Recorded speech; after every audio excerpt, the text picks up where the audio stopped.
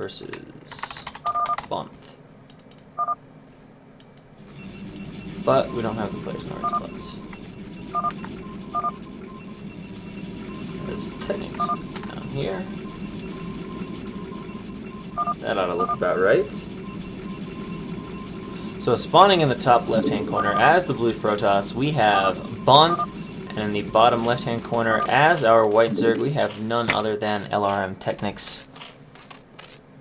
So I'll be interested to see what kind of form these guys are in. It's been a little while since the end of STL.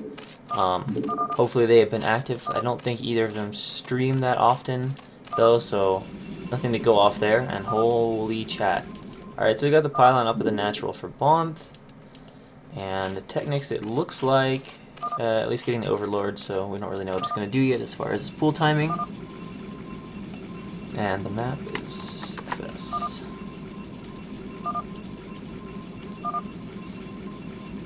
Cat's already getting involved, being a strong fan here so far of Team TechnicS, not digging the 2-base revert into carrier team, and it looks like TechnicS will be going for a 12 hatch.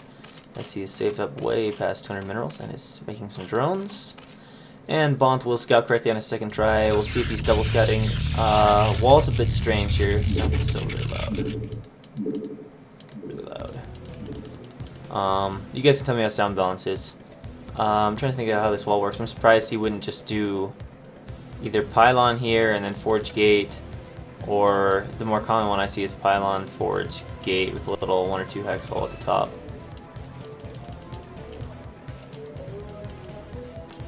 And in comes the probe. Just going to see everything looking normal, so we'll be able to go ahead and nexus before any cannons. And it looks like he's just going to go ahead and keep making probes. Going to drop that nexus on about 14 when he gets the 400 minerals required for it. And TechnicS now sending out a drone.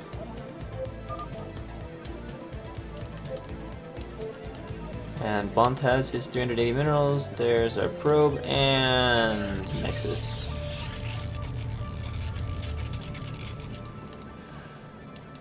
Meanwhile, TechnicS is pool about halfway done. Drone's like, oh, no Protoss here. No Protoss here.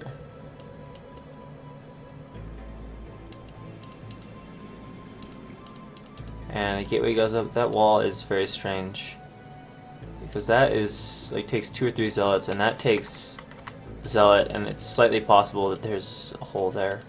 It's a little bit of a strange wall. Now, Bonyth is a pretty good player, so I would like to think he has a reason for this, but unfortunately I don't know what it is. Got pylon and gas going up the main, so everything looking very standard. TechnicS is taking his gas, putting down the 3rd hatchery, and of course now he knows where Protoss is.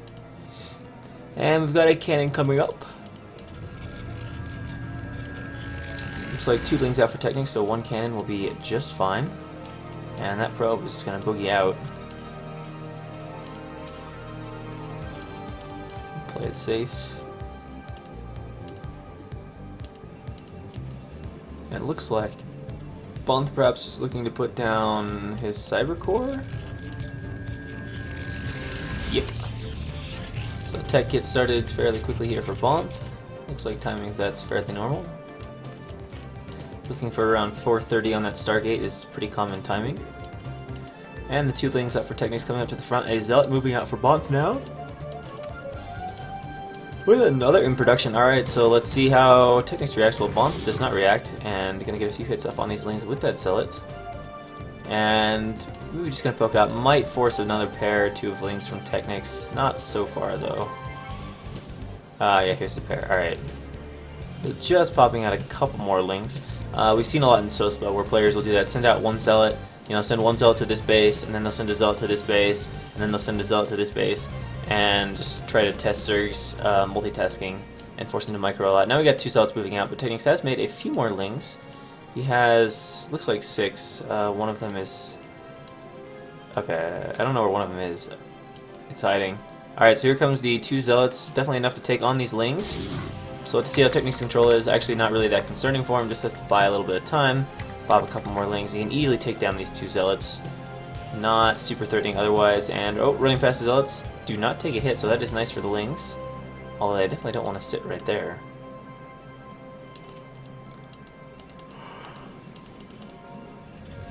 We can see the Stargate and Citadel going up and +1 as well, so very standard, typical looking opening here for Bonyth. And link speed is about to finish for TechnicS, and these Zealots are only just going to make it back in time. The micro is very nice though. TechnicS does surround the front one and kills it, and that is always a little bit frustrating when you are doing +1. Wow, really nice control actually. When you're doing +1 attacks and all of a sudden you're losing all the Zealots for nothing, that is not good. That will take away a lot of your attacking power. So now his +1 attack is going to be like, you know, 4 Zealots in size or something, which is not intimidating at all. And TechnicS only lost, you know, 3 or 4 links in that, so not a big deal. We see first Corsair taking a few hits at this Overlord, but decides he's going to go ahead and scout first. And TechnicS setting up a big old transfer of drones here to this third base, getting it going. We can see he's got his hatcheries going up, getting his Hydra Den now, about 30 supplies, so very standard looking game. Spires about on time. And another gateway goes down for Bonyth as well as his Tempo Archives.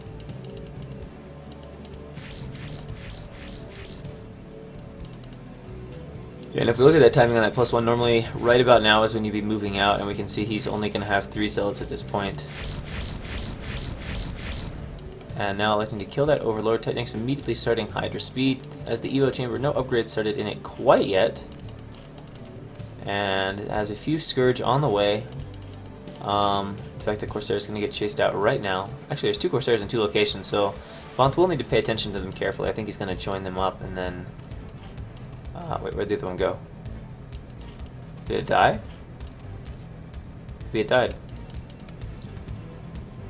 Paris to Scourge. And we can see Bonyth is getting more gateways. Very nice gateway placement though. Going up to 5 now. And making a DT. Actually 2 DTs in fact. Continuing that Corsair production, no sign of +1 attack. Which I don't think he already has. Did he lose the other Corsair too? No, it's here.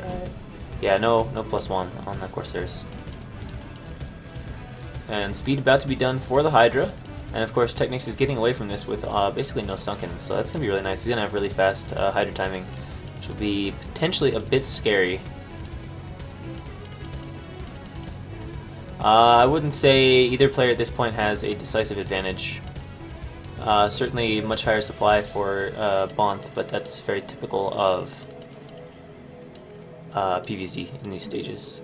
Here come the DTs, but they're seen by that Overlord doing pretty good damage on the Hydra though, wow. Gonna force them right back. Now TechnicS probably really glad he has that Sunken Colony. And now the DT's forced out. Can he pick one of them off? Overlord too slow, too fat. We'll get a little bit of damage off. We can see he's getting his Overlord speed. I guess he's got range, and quite a few Hydras now moving out around the map. And down goes one DT, down goes the second DT. Bonyth unable to react quick enough to keep those guys alive. Scourge just kind of chilling over the gateways. Corsair production has stopped, and oh, look at that. That is interesting. We've got a lot of cannons going up. Does he have his Storm yet? No, he definitely doesn't. So this is a very scary time for Bonyth. That's probably why he has part of that Dark Archon, is to keep himself alive. And so down goes the first cannon. And now he's lost most of his Zealots, and this is very scary. These cannons do have to finish. We can see there's a major probe pull going on, trying to buy time for the cannons. I don't know if TechnicS is going to be able to stop them from going up. Actually, he's going to be able to take down 1 or 2 of them. How much can he continue the aggression? He is just picking off the probes now, trying to get the pylon, which powers all the cannons. And suddenly the cannons are unpowered at the front, and the situation looks very, very bad for Bonyth. Actually, no, the pylon finishes, so the cannon is going to get repowered, and Bonyth will be okay.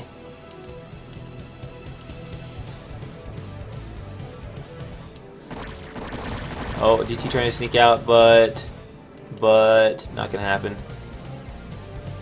And why is Zerg not ahead? Because he's not. He can threaten Protoss with a lot of cannons, but Protoss doesn't have Storm yet, so or he can threaten Protoss with the Hydra, but cannons can keep him alive. And then once Storm is done, it kind of ends that aggression.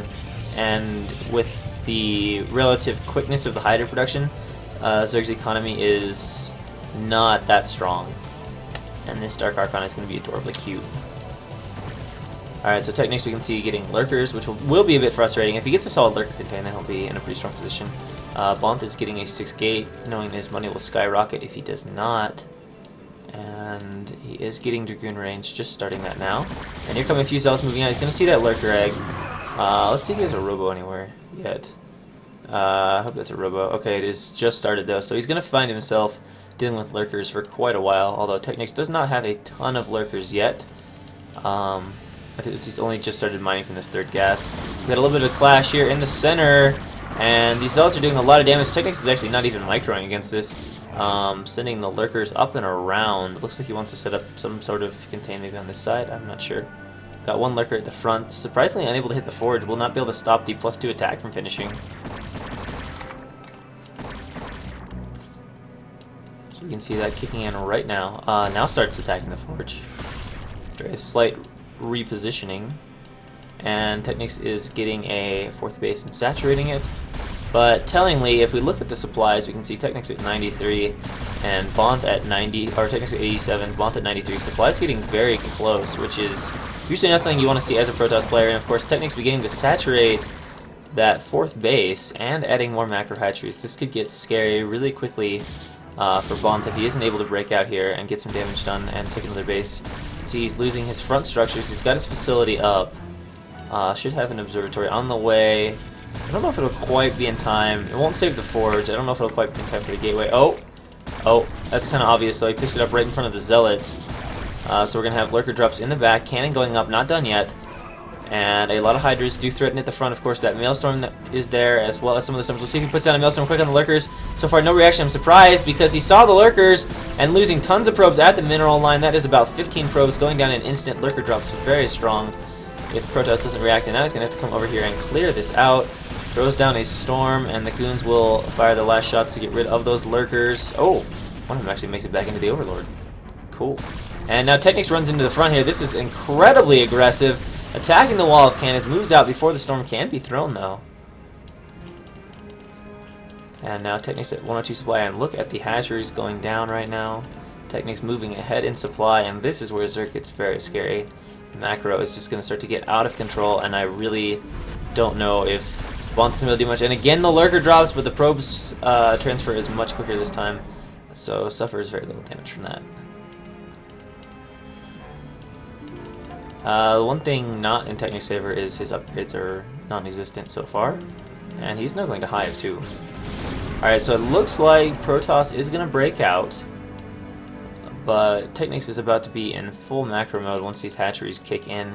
He's getting another Evo chamber up here.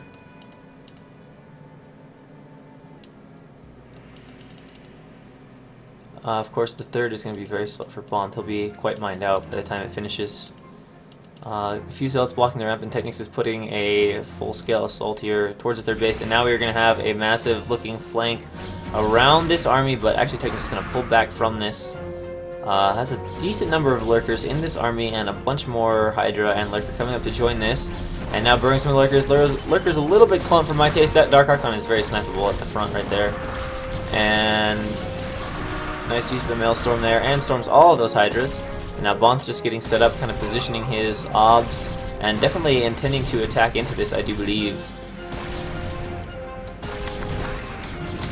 So here we go, Bonyth moving forward. TechnicS is not reacting with his Hydra, he's just kind of letting lurkers in front die, and now the Hydra moving forward. And of course the issue here for Bonyth will be not so much this army, but it'll be the issues with reinforcing later that'll be of a concern, and TechnicS is being forced to back away from all of this. Templar away in the front, another beautiful Maelstrom here from Bonyth. And that is doing tremendous damage, and TechnicS not having very good micro against Storm.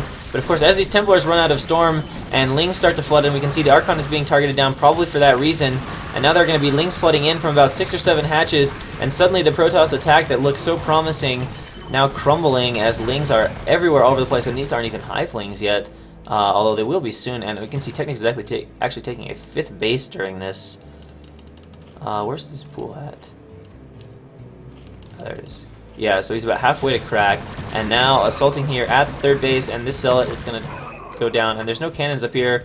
Protoss army is going to have to scramble back into position, but that is a lot of Zerg coming up, and without Templar support, it's going to be wonderfully efficient fighting here for TechnicS, who is going to start to develop himself a very large lead. Goons are doing their best to micro against these. Here comes the Templar that were needed. The other one probably has a storm as well. Is it going to be a good one? He's going to need more than good storms, though. Lings continuing to swarm in from everywhere, all across the mini-map, although the pathing is really bad for them. And now the Archon again being targeted down and will not finish, which is really unfortunate. He really would have loved to have that to deal with these Lings, and of course, Probes getting shot at, trying to put up cannons, sending over all the units he can, and the same is true for TechnicS, but TechnicS just has so much production at this point. You can see the Nexus is coming really close to being dead. There's even a lurker there doing a little damage to those zealots, evaporating them away. Has the Adrenal finished? The Adrenal is finished now, so these Lings are insane, and all Bonyth can do is say GG.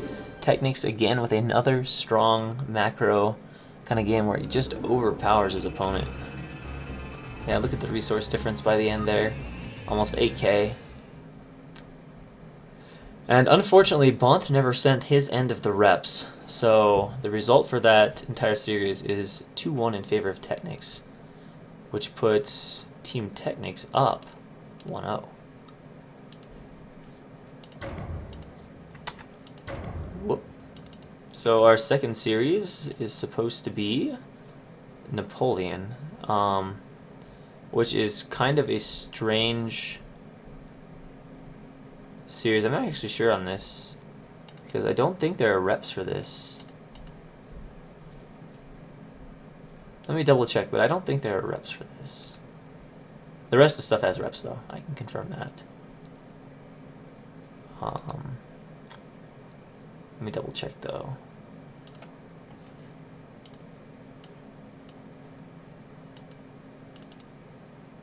Yeah, as far as I know, I have no reps for that. So, I don't know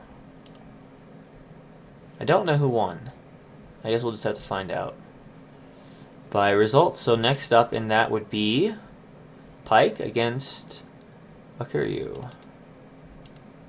And we'll be going into Game 1.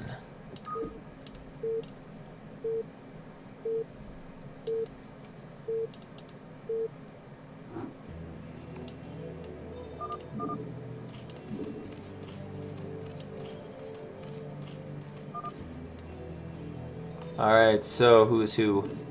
Spawning in the bottom right-hand corner, as our orange Zerg, we have LRM's Pike.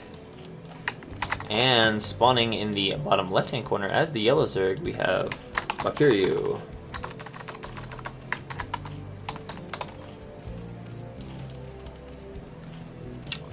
Now let's see, Bakuryu, as far as I know, is on TechnicS team, so he is up 1-0.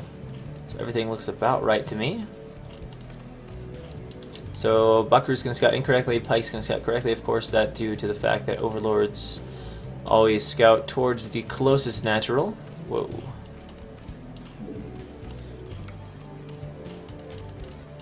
And we'll just have to watch closely and see what builds players have in mind. LRM stands for evolutions with like Los Rambos del Mambo or something like that. Some crazy name in front of it. But it is just the name of the clan, one of the premier foreign clans. In fact, they were the winners of the most recent edition of STL, which was the Major Foreign Team League. We've got Overlord going up and 2 more drones for Baku, and the same for Pike. So now we just got to see if anyone blocks first and puts down a pool, or if they go straight to the hatchery. It looks like Baku is going to put down the 12 pool, and Pike is going to put down the 12 hatch. So this is generally considered a bit advantageous for Pike. However, there are some differences in play. It's not just a blind advantage. You do get a little bit faster mutas if you're Baku, a little bit faster timings on some things. So, but generally considered to be a little bit favorable for the player playing 12 hatch. So Pike puts down his pool, going to put it right in that position there. Reduces the surface area to get surrounded, and also slightly optimizes that gas mining, and of course gas being taken. Baku just starts mining his gas, so we can see that little bit of difference in the timing of the gas. And Wallace has actually been in LRM for a while, Josh. He's playing in LRM even in Gambit's Cup, maybe?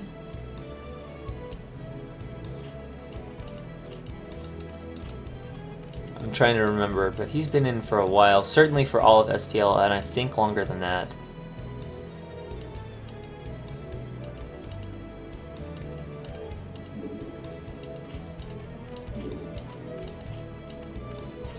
Alright, so Lings are out for Baku, who is going to get Ling speed first.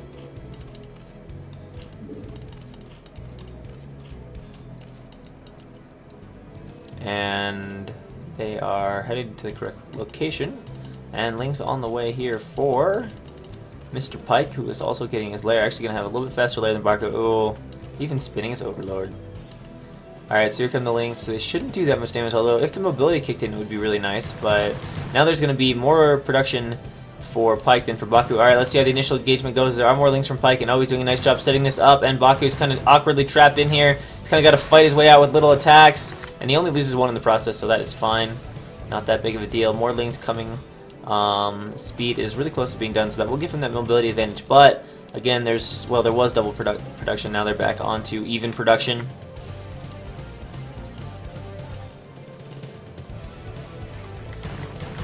Alright, so here we go. We're going to start attacking the hatchery a little bit, trying to go around, pick off vulnerable Lings, and we'll see what kind of shape Pike is in. He was inactive for a while. He has been streaming a little bit more of recent, although I haven't seen him, like when I say of recent, I meant like a month or two ago. I don't know if I've seen him as much quite as recently. And of course, CVZ is a matchup that relies on your control being reasonably sharp. We can see Baku getting lair, another Overlord popping up, again, Lings running in, and this hatchery is actually taking pretty decent damage, and Baku doing a very nice job with these Lings, setting up really good arcs here, making it very hard for Pike, who does not have his Ling speed yet, as he has opted for that lair, and this hatch is taking a lot of damage. We're going to see a forced engagement. Here we go, Baku pulling all the Lings off to fight right now, and I think Pike just has more. He's going to force Baku back, and will save the hatch for the time being, but definitely was tense there for a little while. And Baku, though, is not done with this. He's going to again threaten more Lings coming across the map, and Pike is just forced to make constant Lings, but I think he just has too many. And Baku going to have to retreat back. And Spire goes down for Baku, so very similar Spire timings for both players. Looking at the drone count, 1, 2, 3, 4, 5, 6, 7, 8, 9. 9 plus the ones on gas. And for Baku, 1, 2, 3, 4, 5, 6, 7. So Baku appears to be down about 2 drones.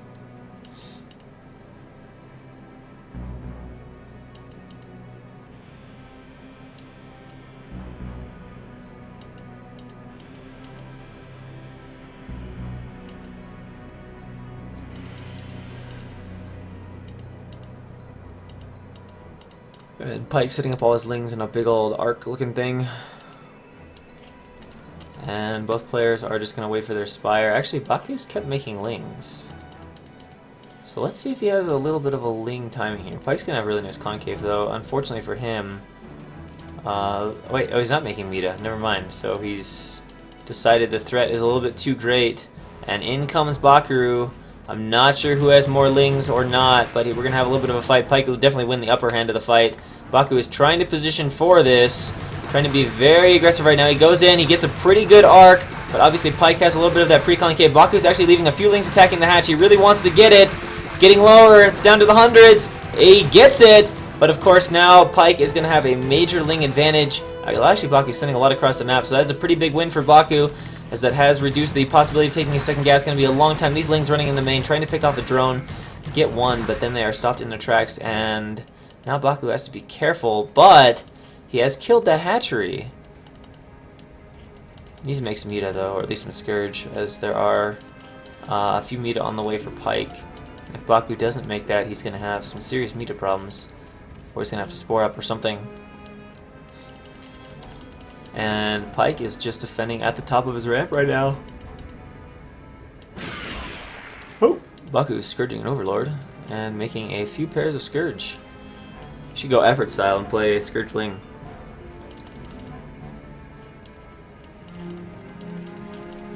Yeah, so Pike is just making Meta now, and he's gonna have a lot. Oh man, I'm a little bit scared. Baku's not making any spore colonies, so this has me a little bit worried. It's going to be 5 or 6 Meta by the time he gets here, and that is more than enough to easily micro against Scourge. And of course these Lings now are going to be somewhat not useful.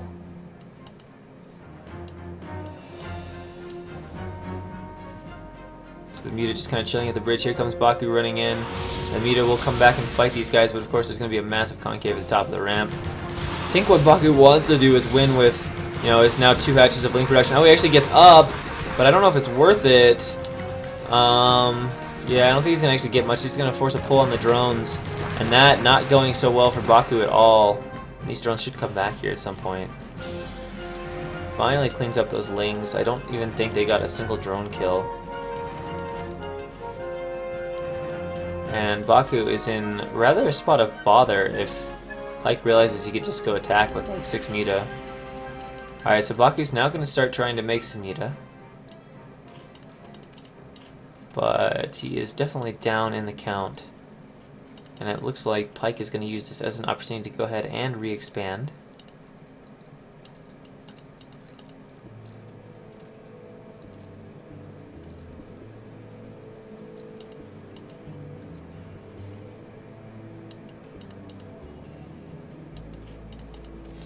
Still this ramp, both players almost certainly don't have upgrades coming because they have been all about the lings, especially Baku this game has been all about the lings. Wish I knew exactly how many were in the stack. But now for the first time Pyke is going to opt to be aggressive, and of course Baku has way less muta, so going to need some really nice Scourge here. He's going to make this happen, and Pyke is microing away. It looks like he's just going to run away for now.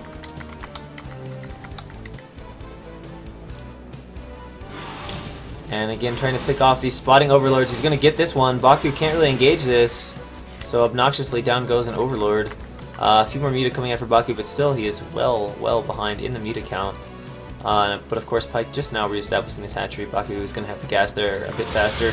And now he's losing a lot of his Scourge, which are really important to him, as again he is behind in the muta count for certain at this point. Has not gotten double gas up and made a lot of Scourge that were actually mostly used on overlords. And just started making muta later as he made a ton of lings. But here comes a ling run by from Baku. See how the reaction is. Going down again into the mineral line, trying to pick off one of the gas drones. He'll get one probably. I guess one. He gets two actually. So not terrible. Not terrible.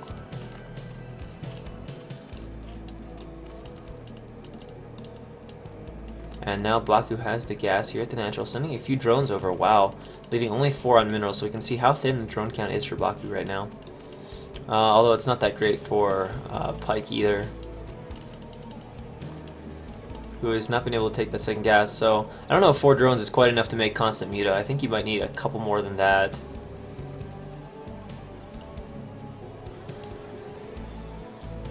Alright, so here you go, Pyke runs in. Those drones are pretty vulnerable, going to start attacking the gas, which with his superior muta advantage he can do for the time being. And let's see how the micro is. It's okay from Baku. It's kind of an unorthodox way of doing it, but he gets it done. Oh, a pair of Scourge hits though. And everybody, we're having a battle, but lots of Scourge coming in. I think this is going to be very bad for Baku. He's not even fighting over his own buildings. And Pyke here is suddenly murdering Baku's muta. And he's left with none, and now a few Scourge coming, but Pyke can micro these down no problem. And Baku is GG. I'm not sure there. I mean, Baku's in a tough spot when he didn't make muta for that long. Pyke actually had a nice resource advantage. But he could have been in a good position, but wasn't quite able to pull it off. We can see MVP idling in my channel, obviously watching the cast. And we'll go into game 2 between these two titans, and this will be on Icarus.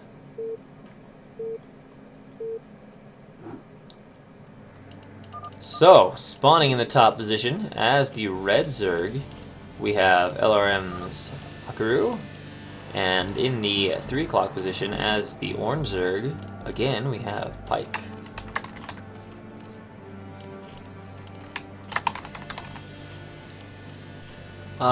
This is going to be a little bit confusing. I guess we'll just use this to keep track of sets, so we're going to call it 1-0 for Pyke.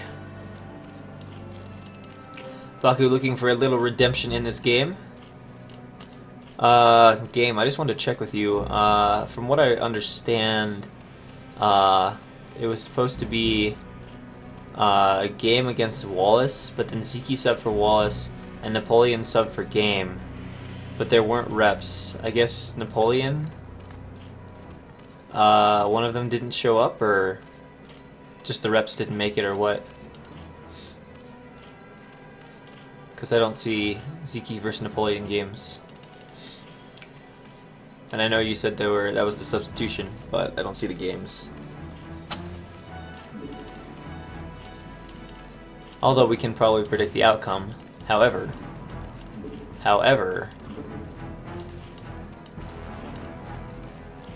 Oh, it says TSLO. It's just because it's Team Liquid's overlay thing, so that's kind of built in there if I don't turn it off.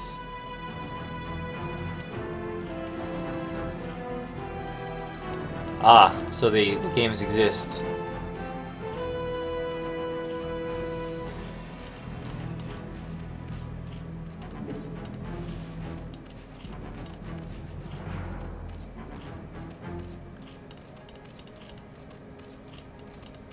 Alright, so pool is about to finish for both players. Let's see, did they take the same gas timing? Yeah, pretty much the same gas timing. Pike just seems like fractionally ahead with everything.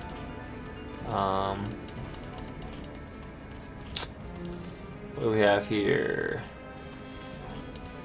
Yeah, really similar supplies. Some lings getting made for Baku, some lings getting made for Pike. Actually, a lot more getting made for Pike. Baku gets that third pair up. And what's it going to be? First 100 gas going to go to Lair. And ling speed here for Pike. And yes, they are best of 3.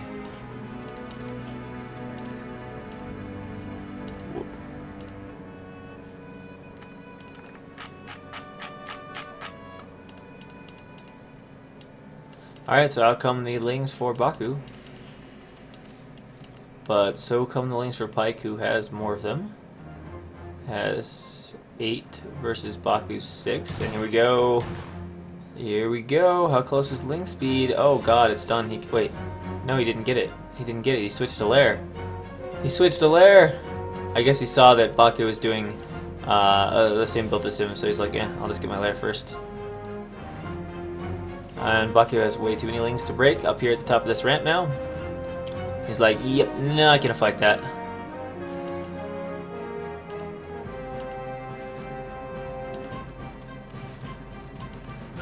I don't think Ziki would be capable of getting English lessons. Like, I love Ziki and all, but I don't know if you've ever read any Ziki posts. Let's just say the language is tough to call English. It gets the point across difficultly.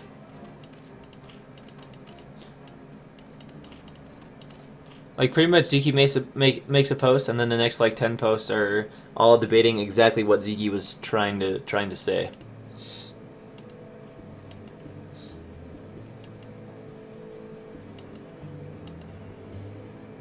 Ziki rage is the funniest thing in the world. Does he actually rage? It's kind of funny if he does. He just seems like he never does, or maybe he's just picked up the Korean style where you can rage, but you just like still GG to your opponent or whatever. Alright, so both players dropping hatcheries. Spires on the way. Whoa, that's like identical timing. Holy crap. No, it's literally they put down the spire at the exact... I've never seen this before. There's no difference in the spire timing. It's the exact same timing. So that's a first. Players putting down the spire at the exact same moment in time. What does he rage about? Just losing? Or does he like rage about when people are being like dumbasses? Wait, so Ziki doesn't like scan? I was not aware of this. That's kind of funny though if it's true.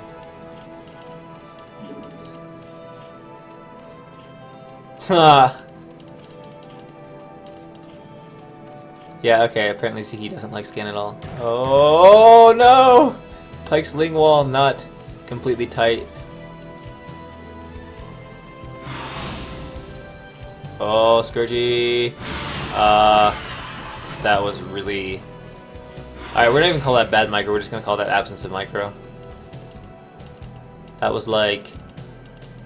I don't know about that, Slorm. If you go to Scan's stream, he's got a lot of followers that are pretty hard on the D, man. Pretty hard on the D. I can't tell you how many times I've gone to Scan's stream and like have people be like, dude, this guy's like the best player in the game. And while he's respectably good, I mean, he's actually won a few games in like SSL type stuff, SRTs and stuff. He's still quite a ways behind any of the strong Korean players, like the legit SSL people and such.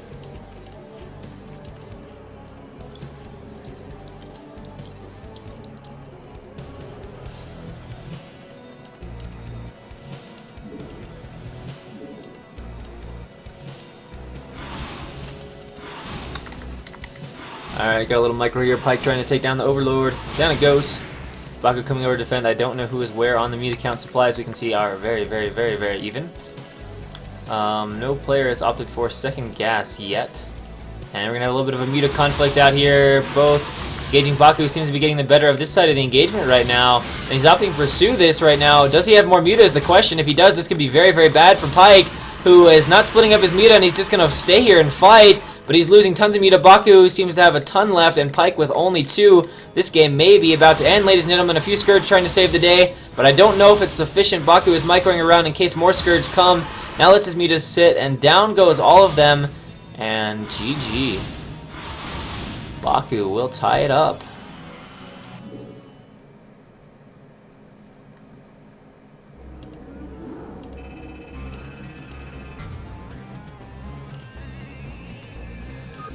So we will have a deciding set between the two of them on Aztec.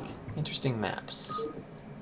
Interesting maps. I haven't seen Icarus in ages, and Aztec as well. People hate it for certain matchups, like PvT. So spawning in the top position as our yellow Zerg, we have LRM Bakiru.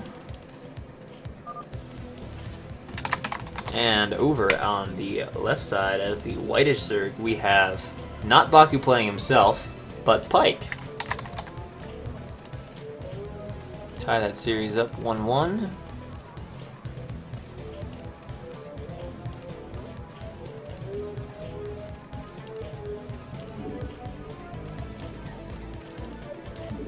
How good was Project? I know Project had really good mechanics and some solid results, but I never got the impression he was like top foreigner material.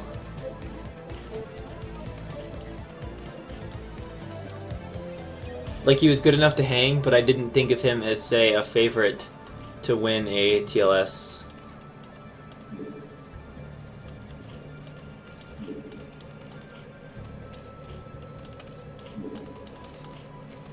Alright, so Baku is saving up a lot of minerals. He's gonna make 9 pool. And oh, look at this. Look at this. These guys have like a gentleman's agreement to just do the same build. Yeah, I know his TVZ was really good.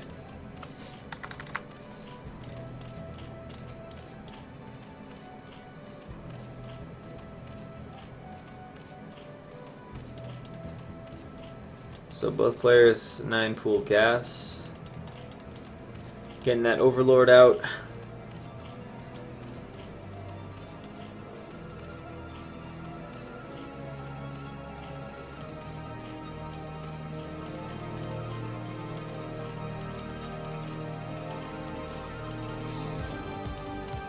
And gas mining underway.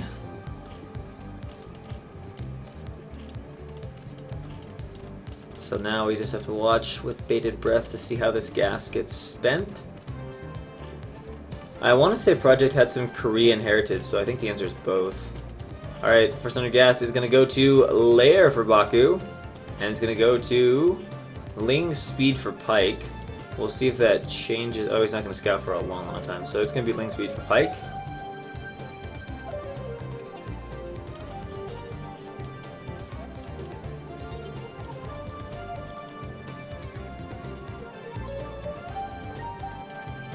Baku just sitting at the top of his ramp, and Lane's coming across here for Pike, who is just going to be making all kinds of lings. And here we go up the ramp, or not. But of course there is a second way around. This ramp does not guard your entire main base. And it looks like Baku is just going to go chill at the bottom of his own ramp.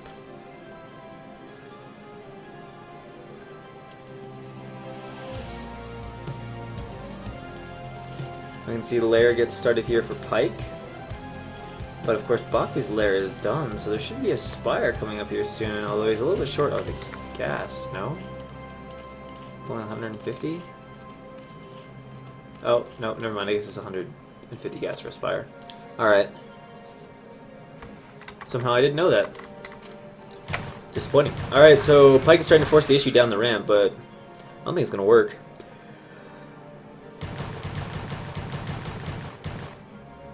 Baku has his link speed. He's got enough links to match. You know, Pyke is not going to get anywhere with the links himself unless Baku just decides to suicide up the hill. Pyke's Lair just now finishing. Spire timing is pretty significantly different, though.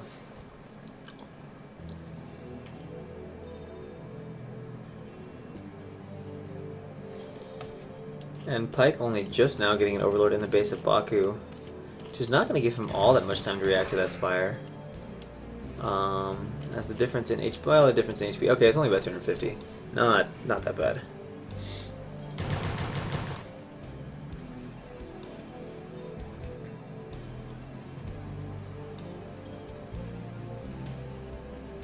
Pyke just constantly repositioning at the top of this ramp. Just moving and waiting. Baku's Spire very close to being done. Is going to be saving up Larva for 3 Meta at once. And those Meta are in production now.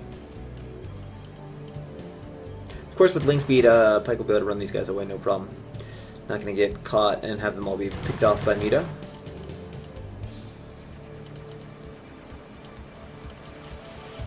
Alright, so Meta almost done here for Baku. Oh man, this is actually a little bit dicey. This is a little bit dicey. If he comes straight away with a Meta, this could be a bit tense. It's going to be all Scourge. Okay, that's one way to go about it. But if Baku micros really well, I think he could win right here. If he just kills all the Scourge. Yeah, using the Meta here to force the links away. So it's going to be a combined link Meta attack, and this is going to be very scary here for Pyke, especially if all these links go down beforehand. Although with 3 Meta, they can't exactly kill them that fast. Alright, how is the micro? Initially, it is not good. And Baku is actually suddenly going to run away, just trying to win with lings. He might actually have enough to do it here. It looks like lots of drones are dying, and Pyke GG's on the spot. Baku 2-1 to put Team TechnicS up 2-0.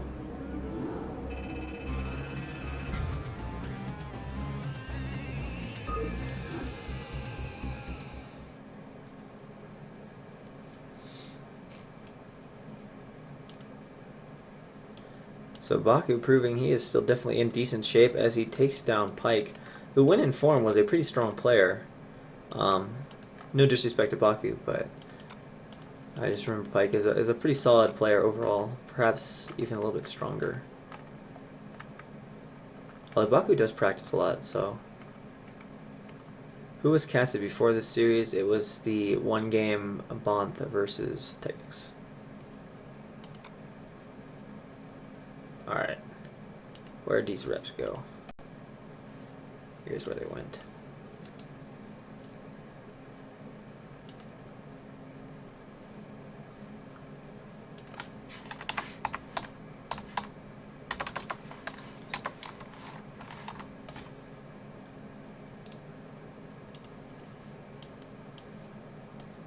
Gotta figure out where these bad boys are and move them to a place where StarCraft can see them.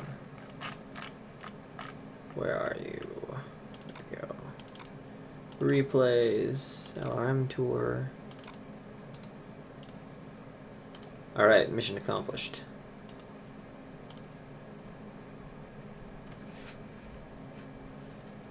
Oh, Bonyth actually won? Shit. Bonyth beat TechnicS? Shit. That's impressive. Alright, so here we go. Game 1 on Fighting Spirit.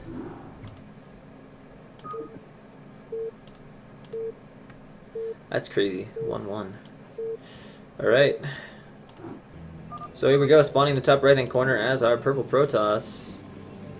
We have, I guess that must be Wallace, as our teal Protoss. And over on the left side, as our yellow Zerg, probably playing random, is LRM's Game.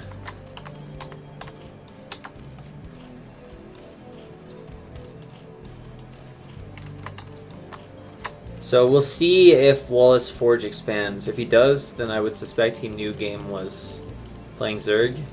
But if he doesn't, then there's a high probability Game is playing random.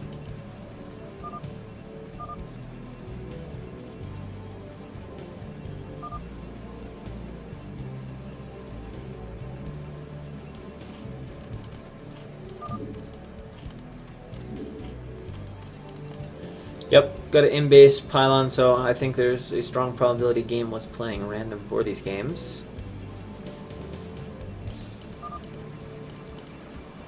God, this feels so strange.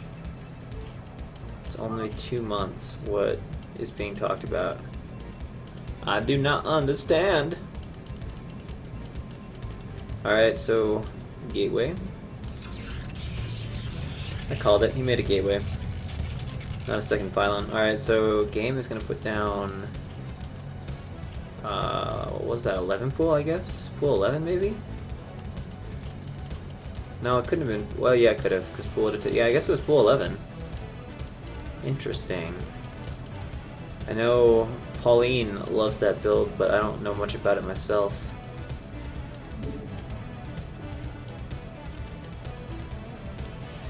Yeah, Wallace is around B plus rank, if I recall correctly. And Game, of course, a strong player, but I don't know how active he's been. Certainly hasn't streamed. I don't know other than that, so I don't really know what to expect. Hatch goes down here for Game, and Zealot on the way. And it looks like it's going to end up being one base tech play once he finds Zerg. That's an interesting scouting. Oh, okay, just checking the center. And Zealot comes out.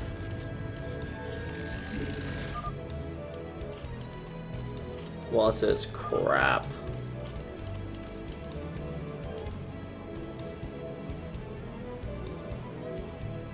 Oh. Twitch is broken? Oh dear.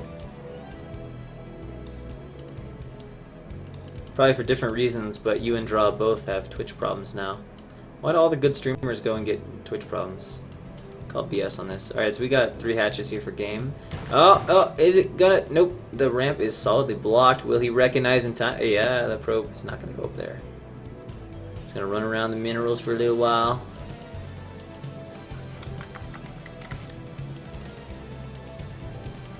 And getting a second pylon, as well as the cybernetics core.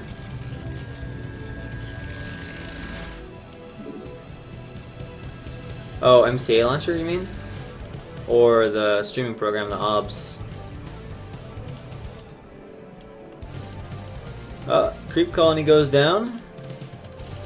Gonna get a little defense up here against this 2-gate. Of course, he's getting away with the 3rd hatch with... actually, this isn't 2-gate, so never mind. What am I talking about? This shouldn't be that threatening. I guess just opting for the sunken colony defense as opposed to making 8 billion lings.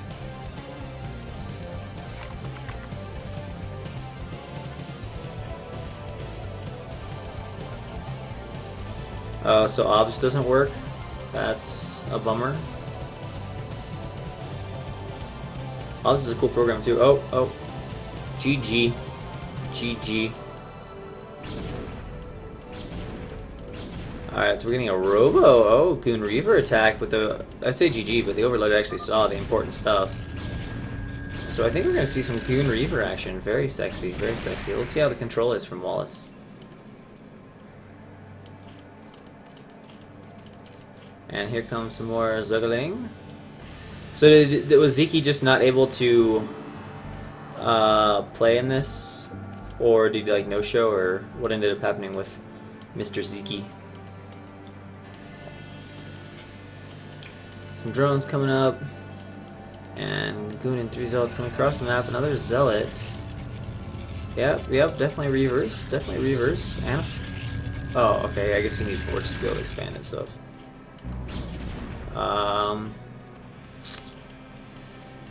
This is gonna be like Zealot Reaver attack though, because there's no Goon range. Yeah, you can't range the hatchery without range. Sorry, man, can't do it. Not possible.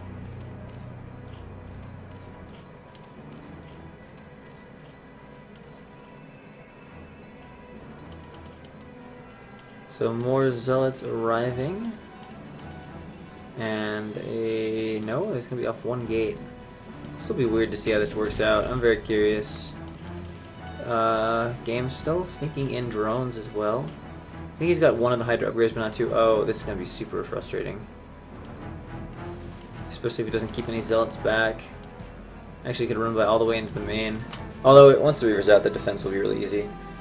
Although it seems like Wallace notices this. He's probably gonna put the. Oh, I thought he was gonna block the ramp. I think he might now. Yeah, the Goon Zealot ramp block.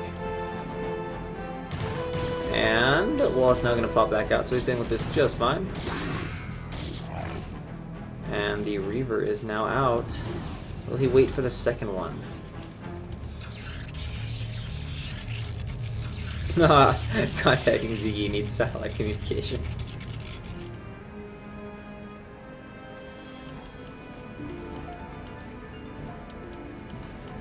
And here comes a bunch of speedy little Hydras. Does he have both upgrades? No, no range yet, but soon gonna have range. That Reaver needs to get his butt down to the front. This is a scary number of Hydra for these few Zealots. Ist die Reaver! What the hell? Oh, it's gone away. So we've got a bit of a bestial moment happening, but the cannons are finishing. So with the Reaver, this should force the Hydras back, and it does.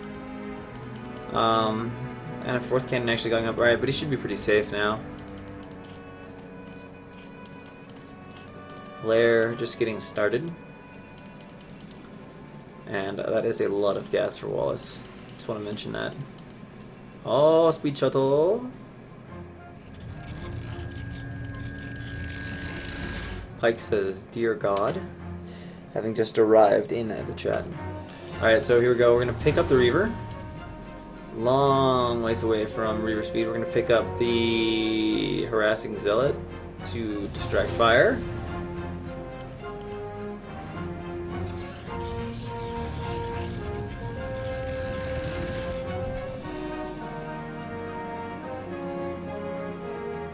Oh, this is a bad flight path. Actually, you can just kill it with the Reaver, though. Oh, please pay attention. Holy shit, no! What the fuck, no! Oh my god. Alright, that hurts. That hurts. Gosu Hydra positioning. I don't know what else to say about that. And game is taking a fourth base. Third base, fourth hatch.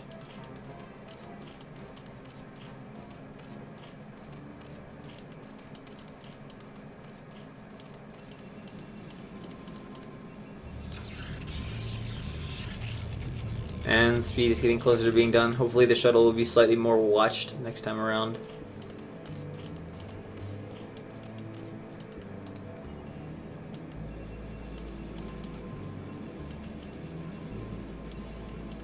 And a few more gateways going up for Wallace. So as a Temple Archive. Second shuttle about to be out.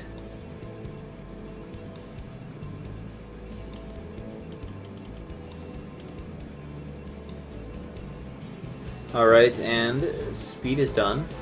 So let's see if we can actually do any harass. Game getting out even more drones, so the economy for game starting to get pretty strong. And almost up to Wallace in supply. So out goes the shuttle. No Spire yet, but soon Spire. Very soon Spire. Drones here will be very vulnerable to good Reaver shots.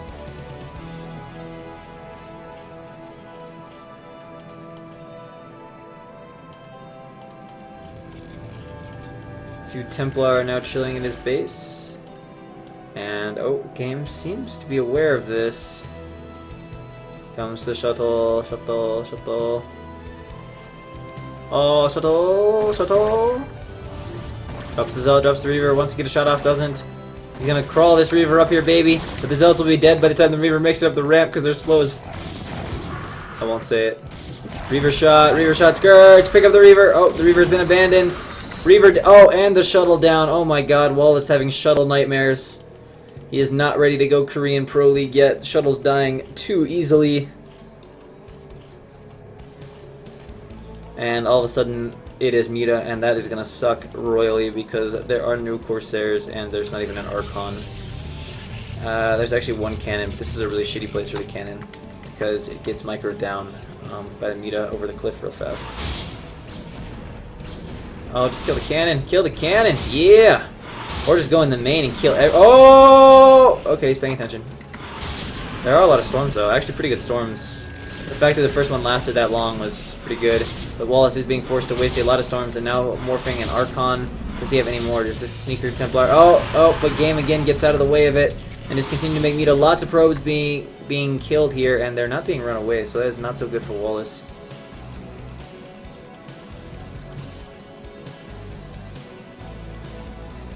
Okay, now you have an Archon in the middle line, but still get at most of the probes with nice control. Goes in there, picks off one. The main would have been so vulnerable, though. Still has done a lot of damage already, though. And you've killed 10-15 probes. That's pretty painful to Protoss. And now we've got goon production from these 6 gateways here of Wallace. Here we go. We're just going, picking off a probe, and then we're going to get out.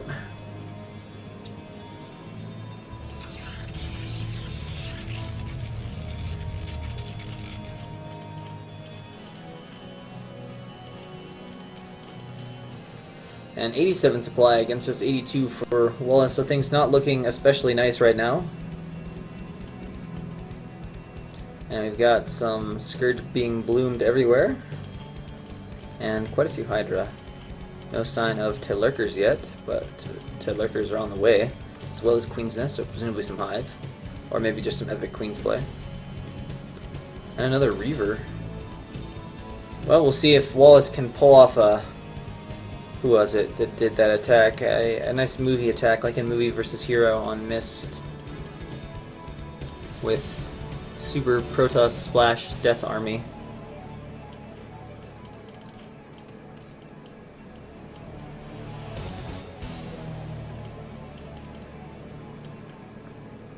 So it's rolling off those 6 gateways of production.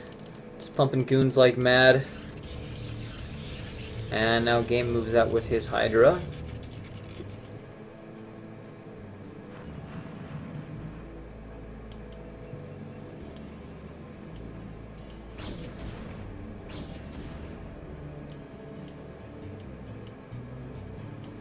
Alright, so we have Burrowed Hydra. Very interesting. The lack of obs is a little concerning, as Lurker should be about done, so Lurker suddenly appearing would be a bit frustrating for this attack. So we'll see if there can be really good execution here from Wallace. The army is not that big. Game has a lot of units, but there is Reaver and Storm, so we'll see. Oh, that is really adorable. Oh my god. Instantly snipes the shuttle and the Reavers. And the Muta now coming in, but the Storms are pretty decent. But after this, they're going to be gone, and I believe the reinforcements from Game should clean this up. Actually, still a lot of army from Wallace left, and even maybe a Templar alive, as the Muta is not attacking the proper target. Needs to bring this guy up here, and lots of reinforcements coming out, but the Zealots appear very slow. They seem like they did not get their morning adrenaline shot, or something like that. Where is the... Yeah, okay, these are very slow Zealots.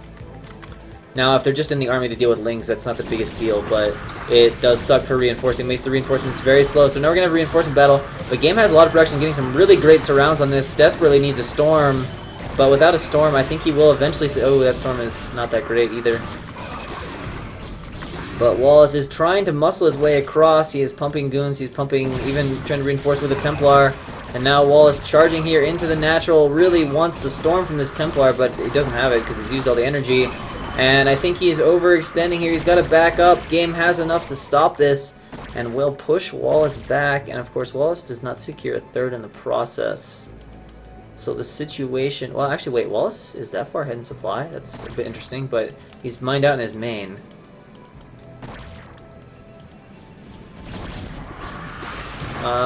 Game probably overcommitting a little bit. Doesn't need to chase this army. Wallace still having a fairly scary army. Man, okay, there's now an obs in this army, that's good. Some of the straight overlords getting picked off. A lot of money though for Game. If he just spends it, he'll be in pretty good shape. Hive is done. Really close to crackling, which is obviously pretty scary. If Wallace doesn't keep Templar or Archons in this army, he's going to have a lot of problems. But the army itself right now is very scary.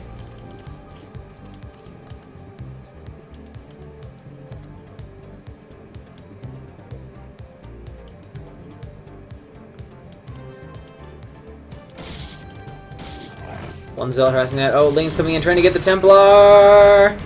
They get one. Will they get the second? No, not quite. This is a very big army. There's no Lurkers here. I'm pretty worried for Game at this point. Cracklings are really good, but I don't know if he quite has enough hatcheries to just flood Cracklings. Those few Hydra are getting stormed.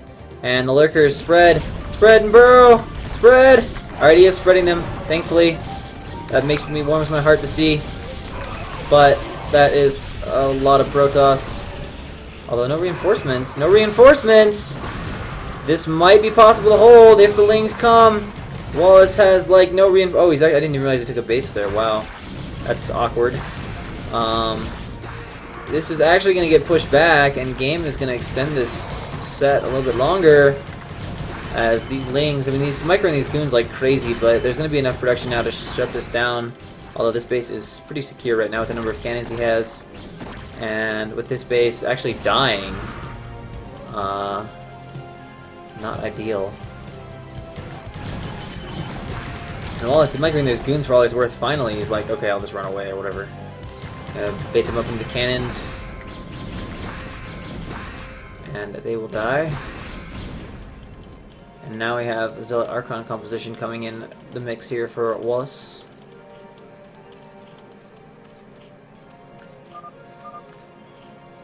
And game probably didn't know about that base since he said, oh really, Rothel. Probably just assumed there was no third base because, well, there was nothing here. And now Wallace is going to move to take a fourth. We can see about a 20 supply lead here for Wallace.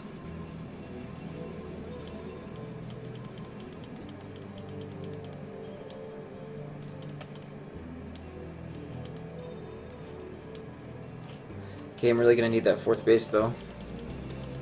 Wallace getting a gateway here so we can build some Templar out of it. Also kind of helps to come up the pathing too. And just kind of defending nicely over here at the fourth base he is trying to take. And it looks like game is going to set up here outside the front of his base with a bunch of lurkers. Really now has like well over a control group of lurkers.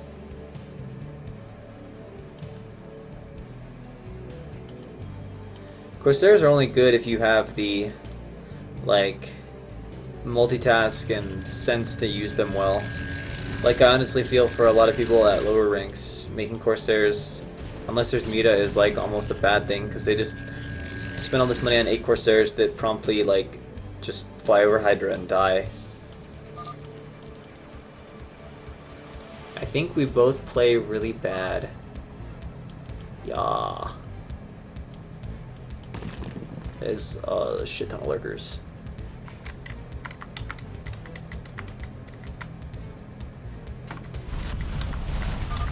Looks like he wants to cut off this army from the space. Of course, oh! Ooh, ouch. It looked like more probes than I thought it was. Apparently it was only like 3 or 4 that died. And oh my god, that is a lot of lurkers. Wow, supply from game is keeping up with Wallace shockingly well. And yeah, that's what he wanted to do. He wanted to block this off and then attack the third, but he needs a lot more than that to attack the third efficiently. And it's a pretty good probe pull too. Pretty good storms going down. That's what's really important for breaking these massive lurker mounts. It really comes down to your execution with storm. You need really good ones to get through all this. Of course, he's kind of standing here in range of a few of these lurkers. Now a bunch of Lings pouring out, and now we can see the fourth base is up. Now if game can secure this, the fourth and fifth, he'll be in pretty good shape. Running in there, trying to snipe a Templar, gets 1. Archon's surprisingly not killing them that fast. Gets 2. Can he get a third? Remember, there's no range here, so these Templar are vulnerable to that. He gets a third. So for 8 Lings, that's a hell of a trade. Now what game could do is run like 2 lurkers up. A few lurkers could actually, or even a few Hydra if he popped them. Then he would have access to shooting at the base from this side, and these cannons would be rather irrelevant. And now Wallace is going to get a few goons back in the mix. Ultra Liska. That's going to make this kind of scary. Wallace is so small for 4 base Protoss. Why is he so small? More Templar! He wants the Templar! And he gets him. Couldn't quite get the last one. Pretty good number of Archons in this composition though, so Ultra are not going to be that ridiculous. Alright, now he's got Dragoons, so he's going to try to punch his way through this large lurker field. Game needs to get some units over here if he wants to hold on to this lurker field. It can't just be muscled through at this point. And that is exactly what Wallace is trying to do. How many of these Archons will go down in the process, though? They're pretty beefy, and he's actually muscling through this respectively well, but here comes all the units from Game now, and it is a lot, but these Archons are definitely a problem. Pretty good storm goes down on the Hydra. There are a few Hydra in the composition, though, that will help deal with those Archons, and actually Game moving right on top of the Archons with his Hydra. A bit of an interesting micro decision, but it doesn't matter, as he does get rid of them, and holds on to this Lurker Contain. Of course, Wallace still on 4 bases, though, so this game is far from decided. Game kind of defending this up. Is it one of these Anitis Canal? No.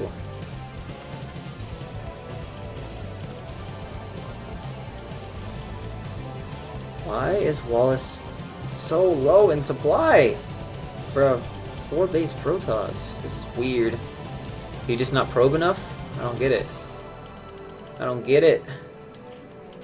Game is on 4 bases himself. Probably would like to be on 5, but drone saturation is pretty good at all of his bases, so.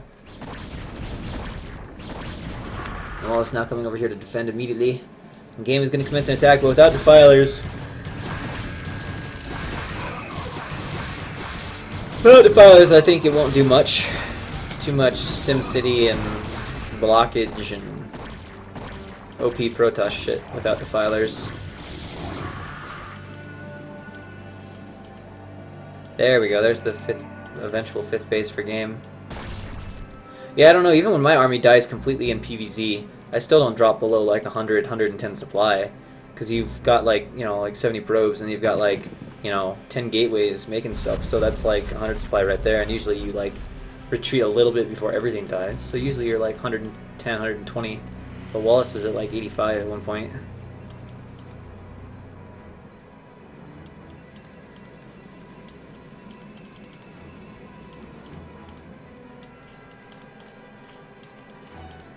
So yeah, now the eco getting pretty ridiculous for Game, and Wallace might find this game a little bit difficult. Even a Lurker Contain at the front, which is going to be super frustrating, especially since there's like ultras involved.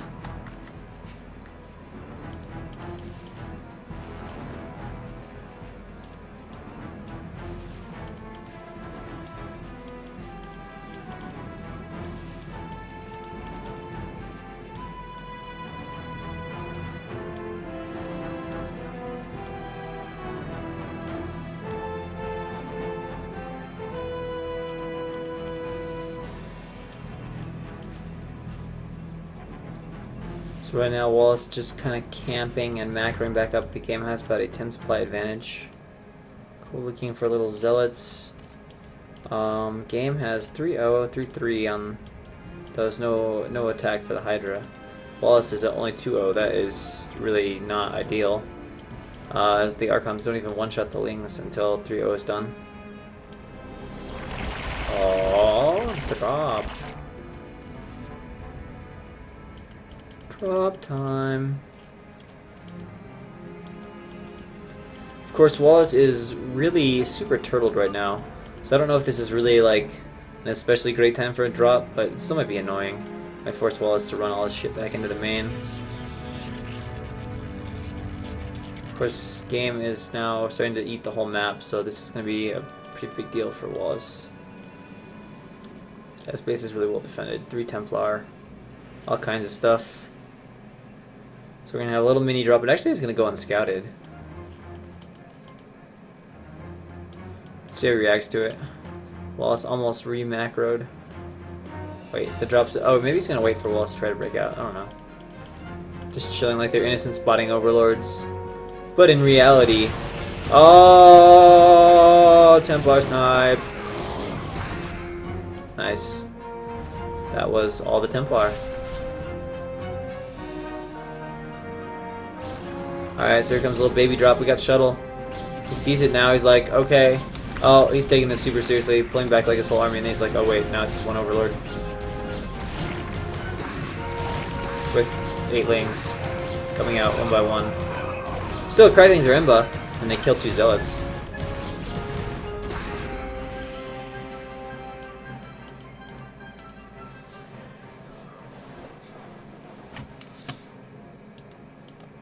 Speed shuttle.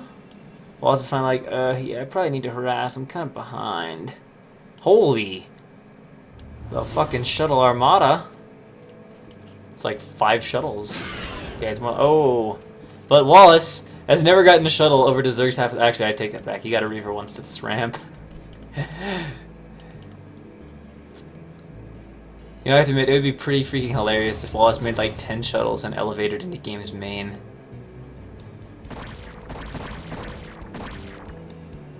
So there's no drones here because, well, they're mined out. He's gonna have to go all the way down here. I won't even bother storming that. No, he will not. Of course, we've got a second shuttle. Can he keep up with this? Can he do this multitasku? Drop! Game sees this one for sure. Oh, it's 4 zealots. Okay.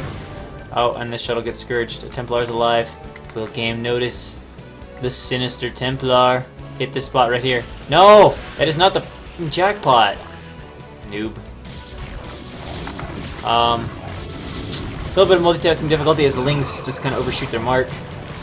Does get rid of the sunken, but not much else, and may get the shuttle scourged. So again, shuttles being scourged is kind of the theme of this game for Wallace right now. And here we go, Wallace with the break. With the break, he's trying, then he decides, oh, I'm going to run back home because I'm scared. This Templar is actually sitting in a very adorable place. It is quite invisible on that ramp. If Wallace pays attention to it, he might even get the chance to get the Money Storm a little bit later. Looks like this shuttle has a shot at actually living.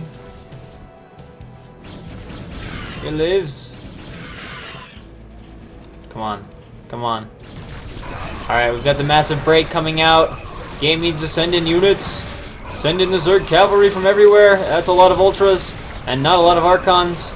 The Templar is sadly very forgotten in this process of holy shit, that's a lot of Zerg shit. And another shuttle is gonna die. 11 health. And game is just like, you know what, fuck it, you're dead. Ultra across the bridges, going for the main. The Templar is sadly forgotten. Never to storm again. Although there's a lot of goons now, it's down to just Ultra. Goons do pretty well. Actually, that's still a fuckload of Ultra, though. So I think Wallace is dying a very painful death right now. Zerg about 50 supply ahead. And I don't think Wallace can stop the never-ending stream of Zerg shit from all bases. Cracklings running in. There is a random Corsair transition. The concept is okay, but the execution is like 4 minutes too late. And GG.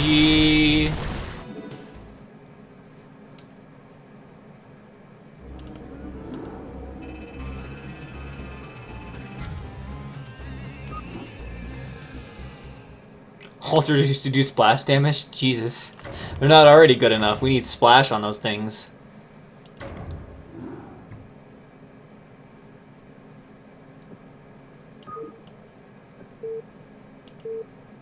So here we go, game 2. Oh, what? This is not the same set of maps as the other match used. Maybe it's loser picks. I don't know. So, spawning in the top position on Python, we have, as the green Protoss, Wallace. And in the bottom position, as the orange Terran, we have Game. Oh, there we go. Replay progress should be blocked. If it's not blocked, then it's like stream voodoo shit, because there's the mineral and gas overlay over the thing.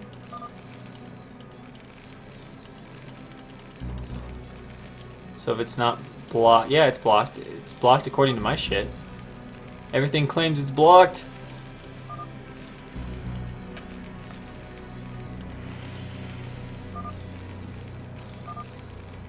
Legendary, are you serious?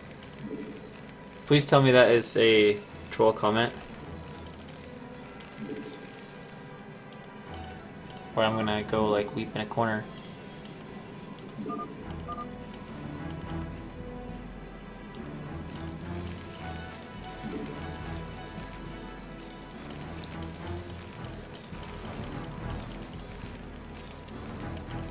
Alright, so we got wall coming up for game. And a gateway. And unfortunately wall is going to scout incorrectly, so I'll probably take gas though. Did you see your goons? I've seen...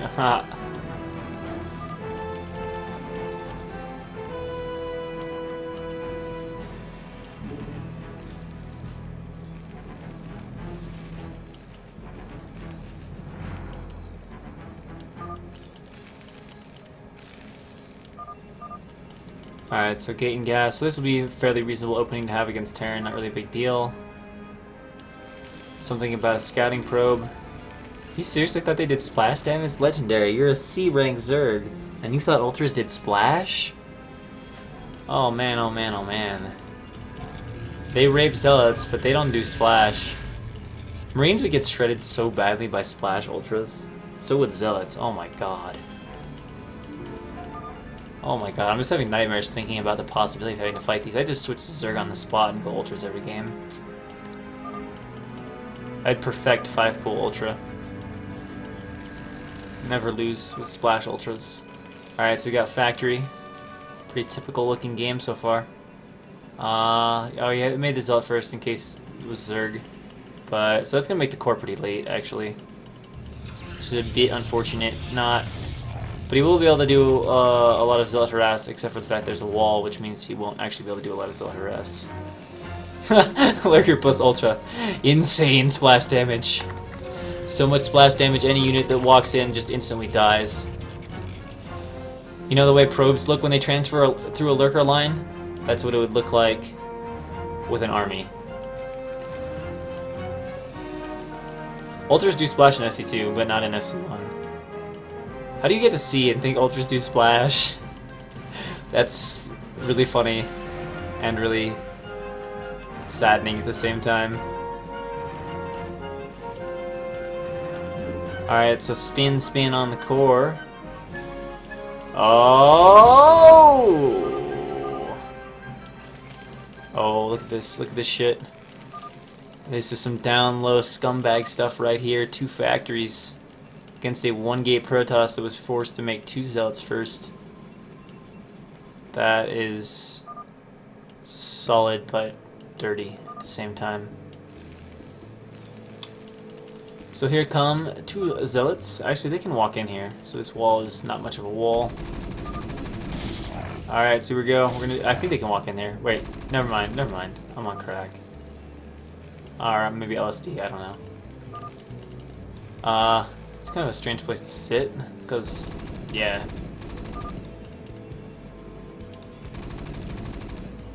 Here comes the tank, and behind it we have 2 more tanks. No upgrades yet. And this is going to be off 1 gate, so... Yikes. 2 POC 3. Going to be pretty strong here.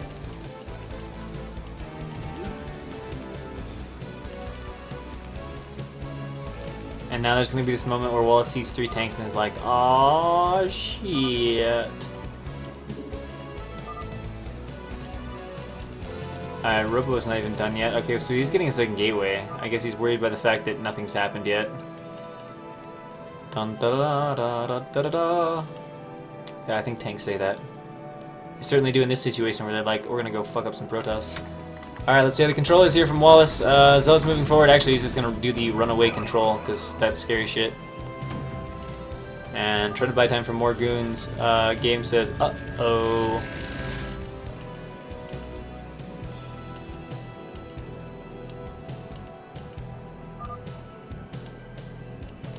Wallace says not fair and has a 3rd gate.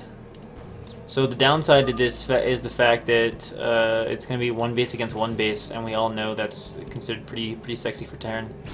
So even if Wallace can like live with this, he's not really going to get anywhere. Game can just expand and be kind of like ahead, and possibly have it contain.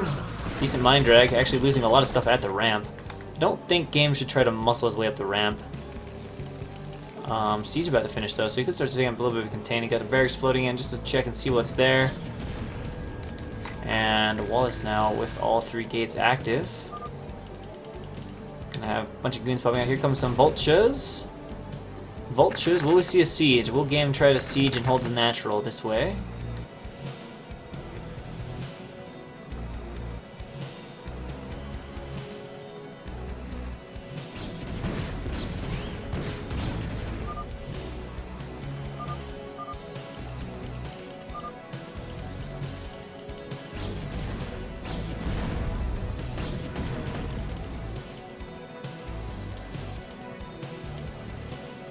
I think Wallace is going for it. It's going for the bray! Oh my god, that mine. Holy shit. Kills 2 tanks, pretty nice mine. But still, oh wow, getting rid of lots of tanks. SCV's arriving awkwardly like, oh, we don't have tanks anymore. So the ramp defense is going very well for Mr. Wallace. Of course, he doesn't really have an eco behind this, so it's not really that big of a deal. As long as game doesn't die.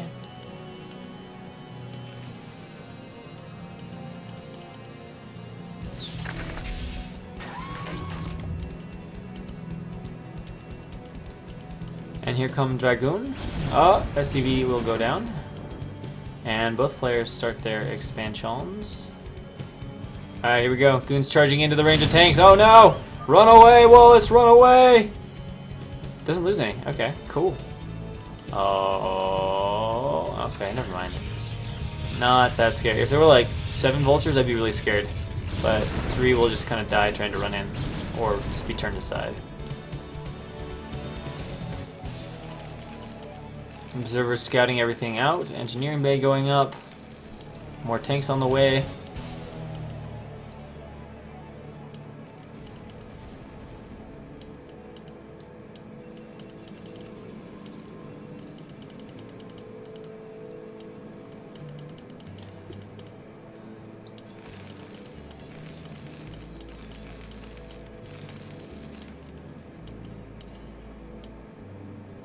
And these vultures will get shut down. Oh, I want to expand.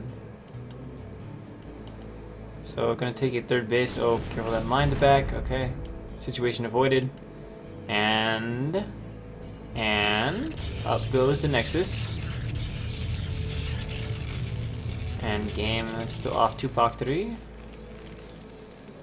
No sign of any change yet in the status quo. So I'm not sure what to expect here. And Wallace is just defending at home off of his 3 gates. No tech yet.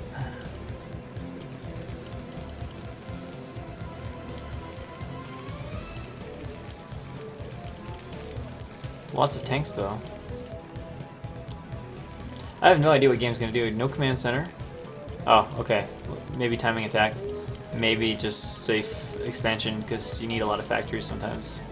It's possible game can just take this expansion and then push up towards the natural, which is always pretty annoying.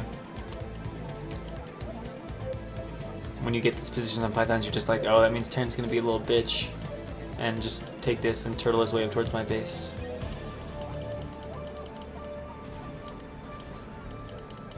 So we got a forge. Something is not nice. I don't know if it's denying scouting or what. Also, that is a ton of tanks. I think he's gonna just make these and go all vulture at some point. Just flood. Alright, so Wallace moves out right now. He's getting... No, I was gonna say he's gonna get a shuttle with legs, but no. No sign of that yet. No sign of legs either.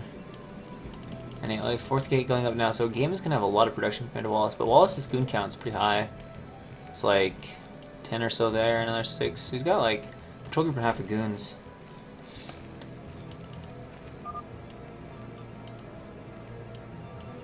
Accusations of cheating fly high.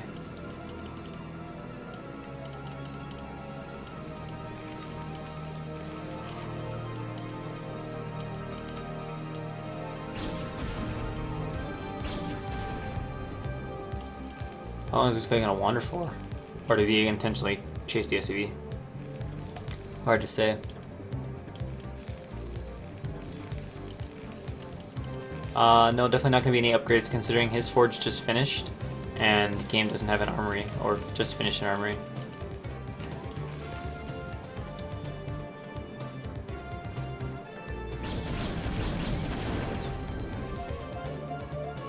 Alright, so here we go. Creeping.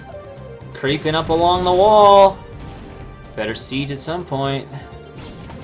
Siege up. Goons run away like crazy. They scared. They scared. The vultures are a little bit out in front. That is a fuck ton of goons. Holy shit. Can this just be muscled down? I think he's got to siege some stuff. This is not going well though for these vultures, and actually with good spread here, the goons can absolutely take this out, especially with a few zealots in the mix, and this situation looks very bad for game. who is running back to his base in terror. I think he was a little bit slow to siege, got a little bit overconfident, and unfortunately loses that engagement, and Wallace might just come all the way into game's natural. Except for the suicide of the obs, we'll probably put a stop to that, because that's a giant-ass minefield to get through.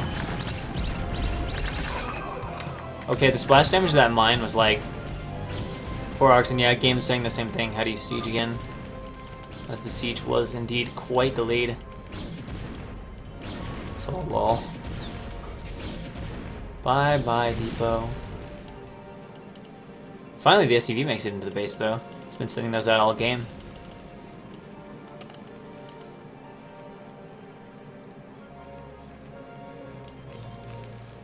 And if at first you don't succeed, add more factories and try again. I was actually taking a third. Well. GG probe. Wallace will probably come over here. Yeah, I thought so. So, no defense for this third, it will be cancelled. Siege is so overrated, yo. Who needs that? Boom! Boom! Still not enough to stop the Protoss army. And cancel. A lot of vultures though, a lot of vultures. And only one Dragoon.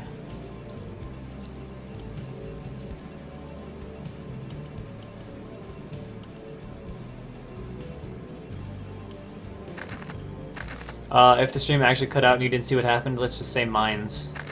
Mine drags. Should about sum it up. That mine density per, like, cubic meter is really high. Vulture raid. But there's a lot of cannons and Protoss army is coming up here. Ah, mind back. No, I think the Zealots actually killed it. Holy mines. Observers, man. They exist for a reason. You've got like 10 inside the Terran base, but apparently doesn't like keeping many with his army. It's overrated and shit.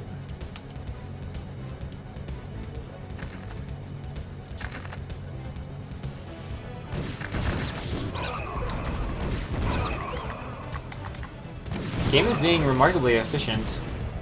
Supply's still pretty even, but Wallace is on 3 base. Should have his Arbiter tech coming here pretty soon.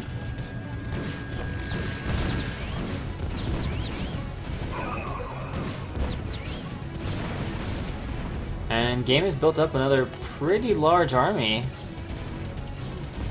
It's a solid plan, Sanventor. It has a nice flair to it too. It'd really be like winning in style.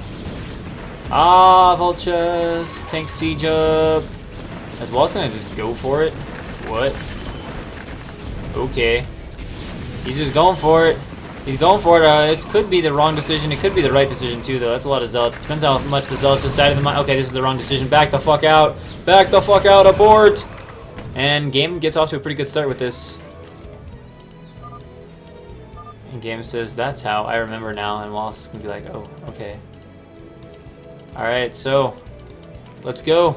Damage must be done. A little bit scary for Wallace right now. How many gateways does he have? Well, he's got a fuckload of gateways. 6. He's got 10. Okay. Game is going to need some really slick control here. If he wins with 2 factory after getting his first 2 factory, or 2 base timing after getting his first 2 base timing raped, it's going to be a bit awkward. But also a sick comeback. I just mean, as a Protoss watching that, it would make me cry a little bit inside. Alright, here we go. Siege number 1. That's a lot of Zealots, though. That's a fucking lot of Zealots. Vultures need to be pulled back. They're going down pretty fast. They're really clumped. This actually has a slight chance of working because Wallace's goon spread is not that great. And by not that great, I mean it's really bad. And this is going okay so far. Of course, lots and lots of Protoss reinforcements to deal with. Arbiter is very close to being done. I hope to God there are scans. Game is looking pretty mined out, though. But he just have a lot of scans he can use. He's got to kill a base, though. He's got to kill a base. Go! And make turrets over here with SCV or something. Because Arbiters, they're like good and shit. They're going to cause nightmare problems if you run out of scans and just die because you can't see the Protoss army.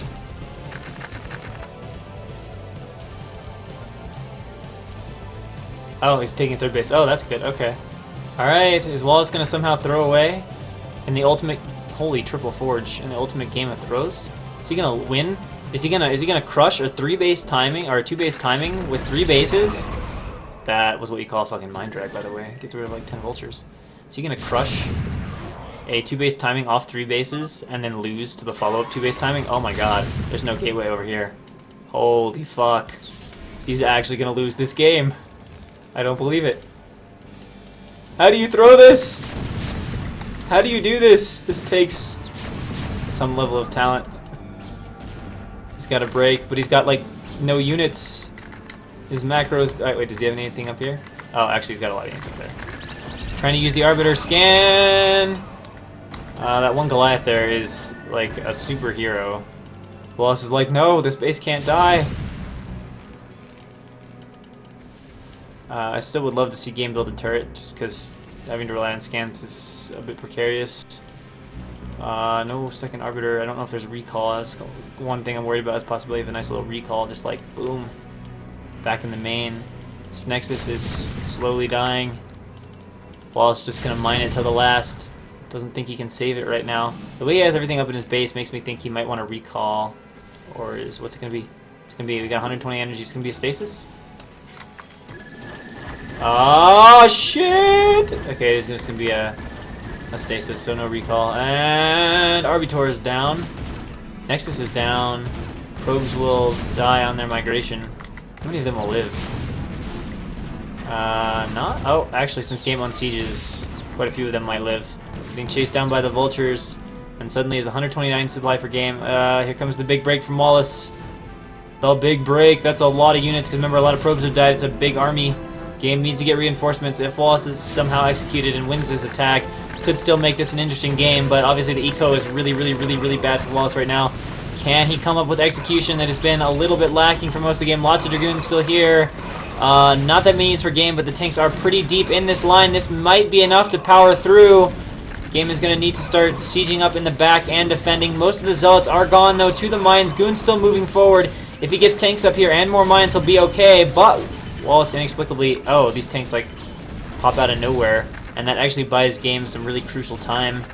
And 2 more reinforcing tanks, but Wallace is still macroing away for the moment. Oh, actually, that's a bit interesting. Did not know Wallace still has that. And, oh my god, you have no observer! Holy shit. I guess he's finally gonna be able to get these tanks, though. Oh my god, these mines, though, holy, doing a lot of damage. 73 supply for Wallace, against 104 for game. Got more Arbiters coming. In fact, he's got a lot of Arbiters. This game is not... Well, game is actually taking another base, though. Wallace sees it. Game knows he sees it. Game knows he sees it. Gotta go down there and defend, probably. Or else this base will just die. This game is officially into ridiculous territory at this point.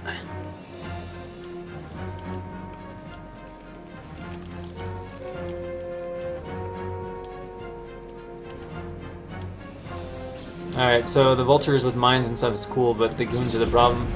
They're pretty fit. Okay, game's like, gonna send some shit. Save this base. Must save the base! Oh, mine surround. Mine surround. No, actually it's just kind of shit's dying. Ah, my drag. Here come the tanks. Here come the tanks. The goons trying to make it up. Vultures on the high ground holding, so game will easily defense this base. And now this base could come under some level of threat, although the contain is no longer really at the natural, so Wallace can get out. Yeah, game immediately hitting across the map. Wallace is going to be horribly out of position for this. Look how low his money is. That is no bueno. How much energy does this Arbiter here? Wallace starting to think it might be over. And here come the tanks. Sieging up. And immediately Wallace just GG's. And game 2-0 over Wallace. 1 win with Terran, 1 win with Zerg.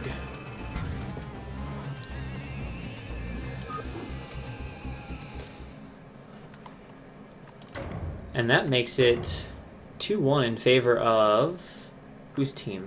Let's see if I can figure this out. Let's see if I can figure this out. Well, Bonyth won, and then okay, so Zeke sub for Wallace sub for Zeke. So that was a win for Team TechnicS. So I think it's 2-1 in favor of Team TechnicS. Yeah, 2-1 in favor of Team TechnicS is how I'm currently reading this. And we'll be going into game 1 of True Touch against Choosy.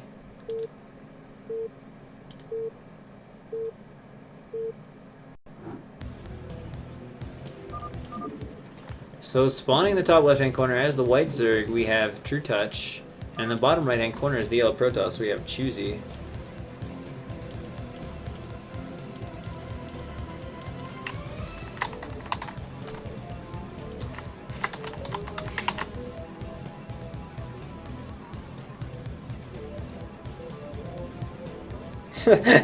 Dre.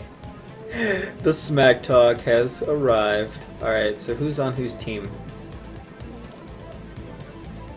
True Touch is on Team TechnicS. Wow, that is some imba shit right there. Just in case anyone was wondering. That's like ridiculously imba.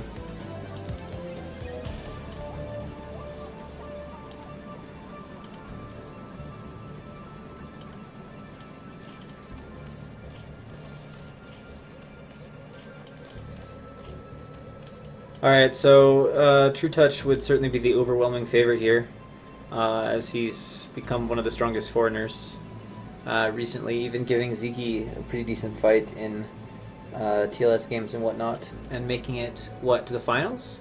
I think it was the finals, where the results didn't look that good, but the actual games were pretty intense.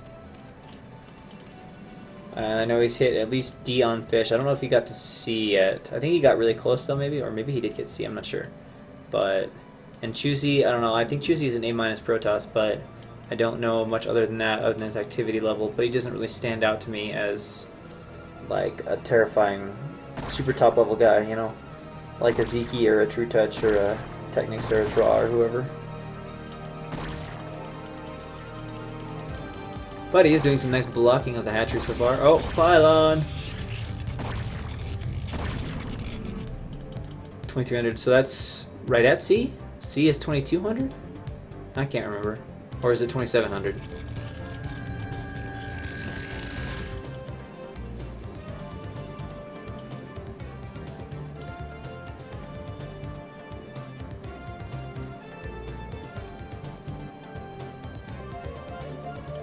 And hatchery.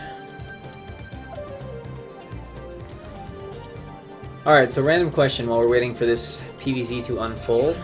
This overpulse is going to have to get cannon first. If you are playing ZVT, and the Terran does some shit, where the Terran goes for like 2 racks, and then like a factory, how do you like, all in one base, how do you get rid of that? Because they just kind of like sit there in front with Marines, and then their tank arrives like right when you're meter building, and you like have a world of problems because then there's like 20 Marines that storm in, and you can't really like. How are you supposed to defend against that or play against that?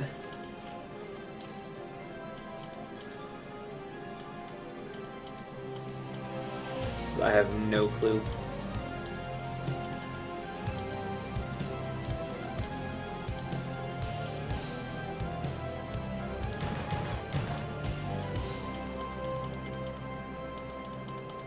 I actually did that in one game. It worked. No, how can you sunken colony though? I mean, there's like tanks. Like, you can have your line of sunken colonies, but that was a bit awkward. Doesn't work out as planned.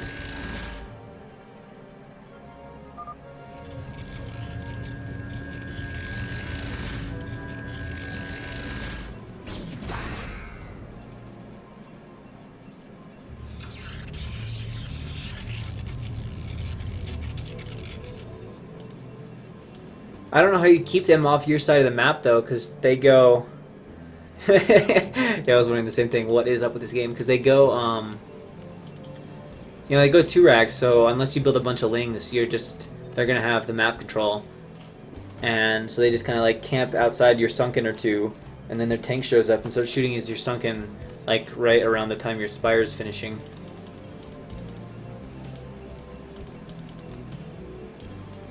It's very strange.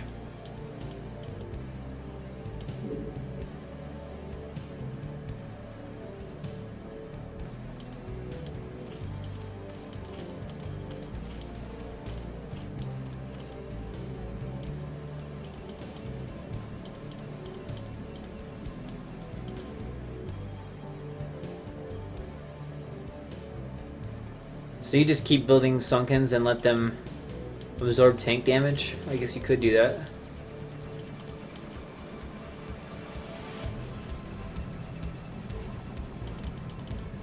Push Sunkens as far out of natural, just delay till Muta. Alright, so we've got two options.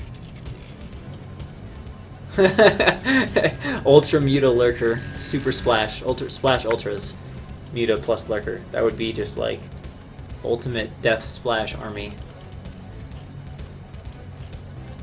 So True Touch, of course, has taken the close third, so we're going to see some aggressive style. Almost certainly.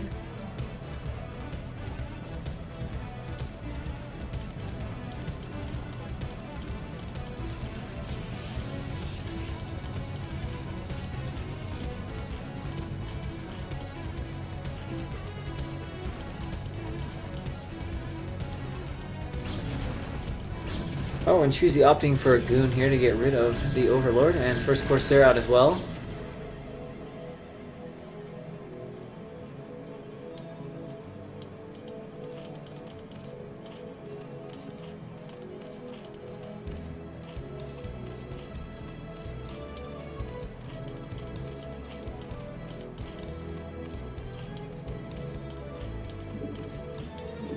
And the Spire finishing up, and the hatcheries, Evo Chamber, Hydra Dens, everything kicking up. Hydra speed starts immediately.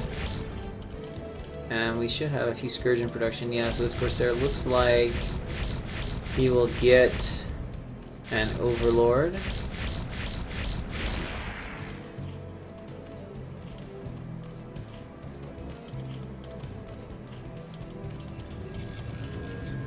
Got a little leg speed, some gateways, some zealots, a lot of zealots actually. Of course the timing, actually the timing is about right. You could hit a little bit faster, but it'd be sort of a modified 4-gate, I guess I want to call it, but with Corsairs.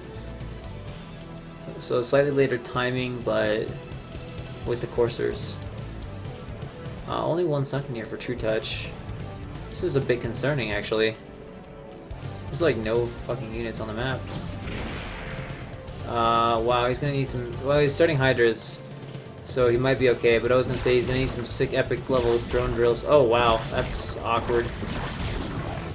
He is drilling the drones though as best he can. A lot of zealots though, and the scary part here is the reinforcements. But actually, there appears to be a decent number of Hydra though. There are 3 zealots attacking the Sun Colony, so we'll go down fairly soon here.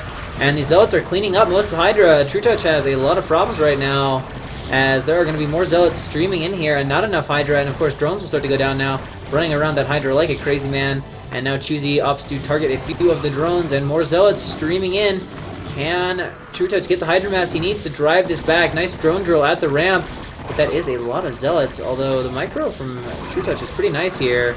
And I think he will actually hold this off here, as the Hydra numbers are increasing and the zealots getting pretty softened up, and it looks like he's going to be alright. Got a little bit dicey though, but too much Hydras and pretty good control from True Touch. Nice drone drills and doing a nice job just running away the Hydras that were being targeted. Oh, but looks like Choosy wants to continue the pressure, so Hydra have to go run behind here, behind their SimCity again. Drone drill being brought in to help deal with this, and oh, now targeting down the drones, but another good drill keeping that from happening. And these zealots are falling now, down to just 2. Here comes the next wave of reinforcements. A few more Hydra are coming over, and actually the pressure will continue as long as True Touch didn't go too far into drones. He should be fine, although I do see some drones. A few more Hydra now coming out and going for that Evo Chamber. Will he be able to stop the Hydra +1? He looks like he's going to sacrifice the Zealots to get it. and we'll get it. But that should be the end of the +1 aggression, as now some Templar coming out. And of course, taking the Expo behind this, just now finishing. So now the only danger is he doesn't die to the bust. Now he has gotten Templar, so he can probably be okay, but sometimes this can be a little bit greedy and you die to the Hydra pressure. If, for instance, True Touch efficiently baits a few of the storms, it'll be incredibly easy for him to break this natural. And the gateway production is only just going to start to kick in.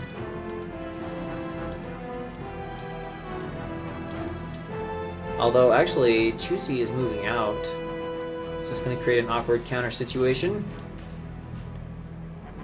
There's nothing at home, though. So this will get awkward. What's this response going to be? Go for it or come home? And True Touch is at the base. Here we go.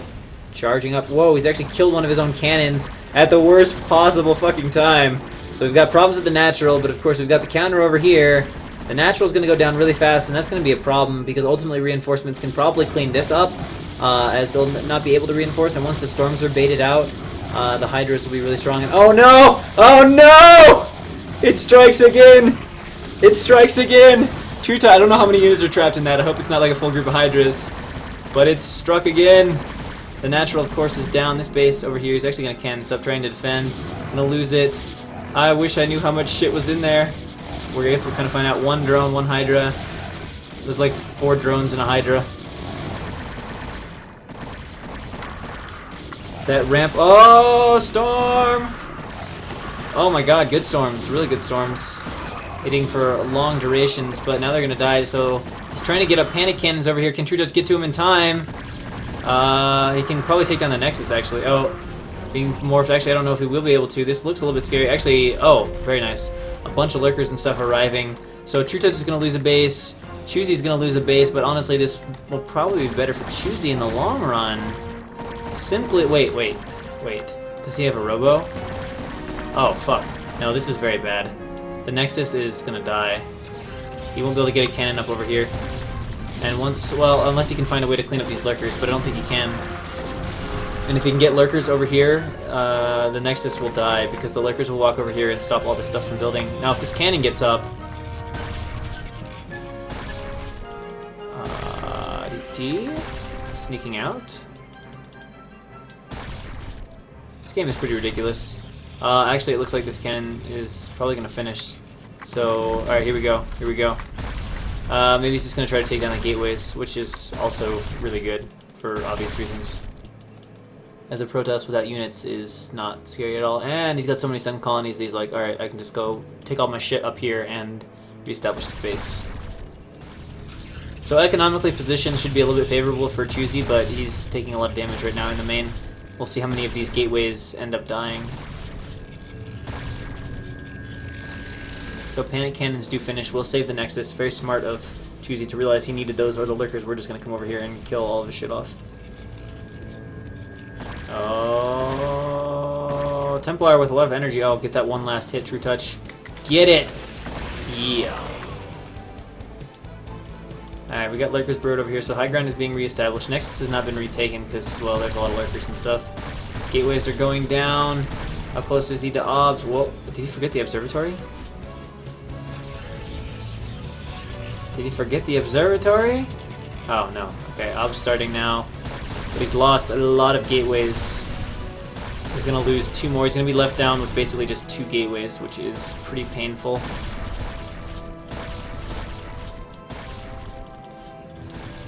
Yeah, that's not a good situation to be in as a Protoss. And Zerg is reestablishing 3 base economy. Alright, this will obviously not work. Because he panicked and was like, holy fuck, defend! But this might work. And the DT is going to obnoxiously chase the Lurkers out, and with no Overlord in sight. Oh, there are Overlords in sight. Alright. Now I'm just going to go ahead and set up a bit of a contain here and finish killing off the natural. The main is actually in a lot of trouble. I didn't think about this until just now, but the main is in tremendous trouble because there are not ramp cannons. And this is a lot of lurkers. Storms would be really effective here. We'll see how he does though, but these zealots are just gonna die. Ah, run away, True Touch! Pretty good storm though, lurkers were very clumped. Alright, so I think he'll be able to hold on to his main. Well, he's only got one gateway. Oh, he's got 3 more, okay. Never mind, it's not so bad. It's not so bad. It's just a question of now re-establishing. Like, if Choosy can re-establish, he'll probably be okay. We can see supplies are still pretty even.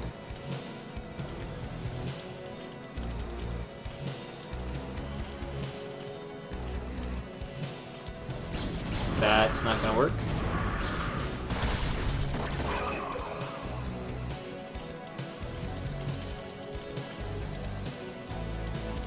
Carapace starts, Hydra +1 is restarted now. And here comes Choosy, trying to bust out. Going for the Archon snipe. Oh, the Observer snipe, that's pretty good, gets it. And it looks like perhaps another base. A drone? What the fudge? Well, okay. Suicide.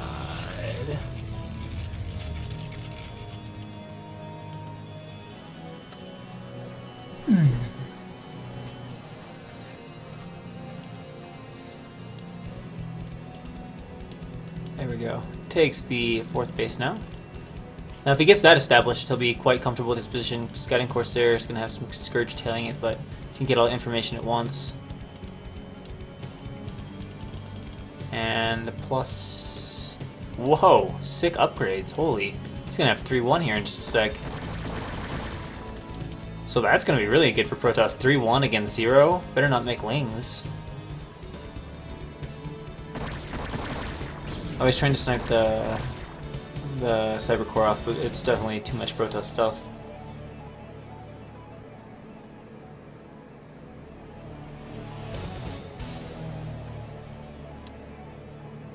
Contain is... I feel like it's pretty light, because there's not that many lurkers involved in this contain.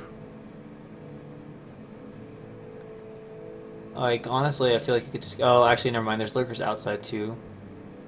That changes the dynamics a little bit. Alright, Templar comes forward. Maybe not. Maybe not. What the shit? How did that walk? Oh, there's no Overlord. So I guess the DT just walked in here or something? Sorry that I missed that, but I just thought there was like an Overlord here. But yeah, it looks like he killed like 5 or 6 drones. And yeah, now Choosy is suddenly going insane on the mins as he has not built more gateways, but I think he's just going to muscle through the contain here. We'll see if True Touch can hold it. Storm would be really ridiculously good on these Hydra, and that is really bad storm dodging. That is not what I expect from someone of this rank on Fish. Very unimpressive there, and he's trying to add more gateways, but so far it's not happening. And 81 supply against 70 supply. Strange game. Natural not yet retaken. 3 bases. This base is just gonna die. He could probably hold this with lurkers, but the question is... Actually, he probably can hold everything, except for this. So that'll be a little bit unpleasant. He doesn't have Hive coming, so that is also unpleasant.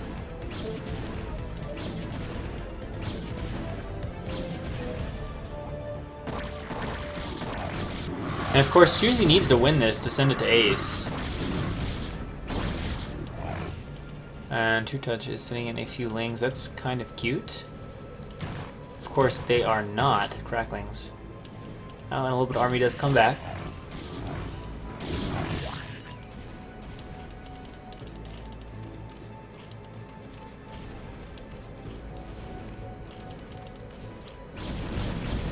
Alright, so the money is now spent through here for Choosy. And he's at about 110 supply to just a little bit. Actually, it's a lot of sunken colonies, though.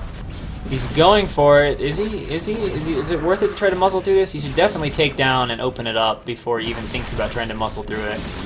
Which he can do. He can kill off the Hydra Den and the Hatchery if he just sits at the front. Production of True Touch is not so strong that he has to be worried about that. Alright, there we go. So now he's going to click this down. And True Touch doing a little backstab, but actually Choosy is keeping a ton of units back at home, so that can't do much. And Dragoons are fucking retarded. If anyone was wondering, here is some solid proof of that. They were perfectly in range the whole time, but just decided, you know, we don't really feel like attacking. And realizing there's a bunch of sunkens and that really all True Touch would want is him to attack into it, just gonna back off. Hive starts just now. But soon these two armies are gonna join up and will make True Touch or Choosey's army significantly scarier.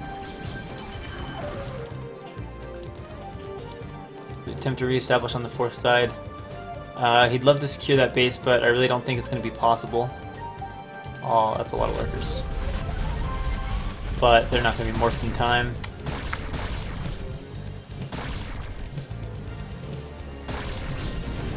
So charging in here is the now combined forces of Choosey, aka a really massive Protoss ball of death. And I don't think that True Touch can really engage here. These lurkers are not going to finish either. Burrow them, burrow them, burrow them! Oh shit. The micro's all on the other end. The lurkers forget to burrow. And it just looks like it's way too much Protoss stuff. How many storms are left? I don't know what these guys are doing. They're being pretty dumb, though. They're being pretty dumb. True Touch running forward. Please back up, or bring in obs or something. So that base again denied, and True Touch is going to try to expand over here yet again, but down to just 61 supply against 120. So now we're at that Henri double supply point where things look very, very grim. Only in the most absurd of games does a player come back from double supply. So True Touch is just getting beat down in upgrades like 3-1 right now, with 3-2 finishing as we speak. So 3-2 against 1-0. Pretty lopsided. And of course all the lurkers have been pulled from this base, so... Oh shit.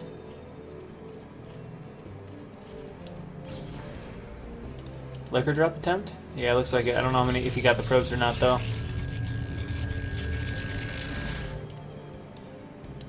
So up we go. Good vision for Protoss, hard to attack as Zerg here once Protoss goes up. So now down goes this base. And I think we're going to see one last counter, and that's going to be just about it for True Touch, as he's going to be way out of economy. He's trying to take this base, but obviously won't be able to defend it. And here comes the Zerglings, also dropping the lurkers at the same time from behind. Will actually no, wow, sick reactions, but doesn't transfer them away to another base, so they actually die.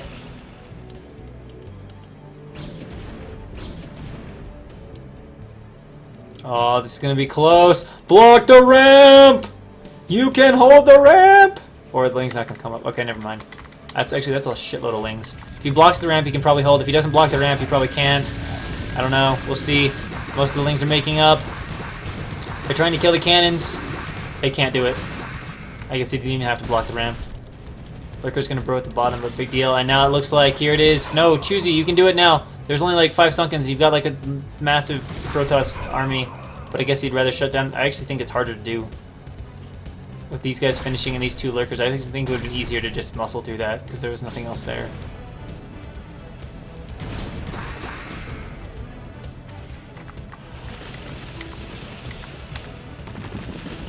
Storm! Alright, just gotta walk up. Walk up.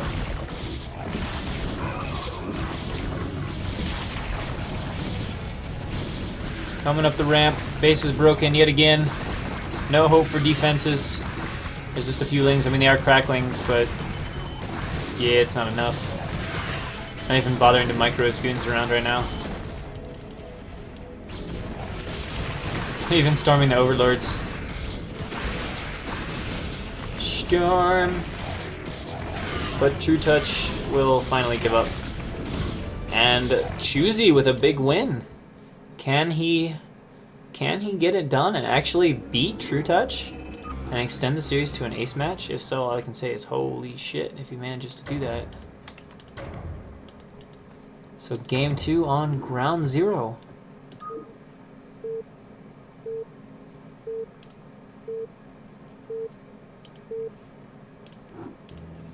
So, spawning in the top right hand position as the yellow Protoss, we have Choosey.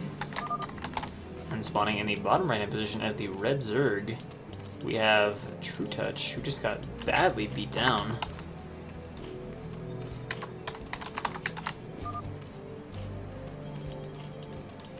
One 0 advantage for Choosy. Ground Zero, a map on which it is impossible to see those assholes called lurkers. You just can't see them. It's really frustrating to play as. To play on.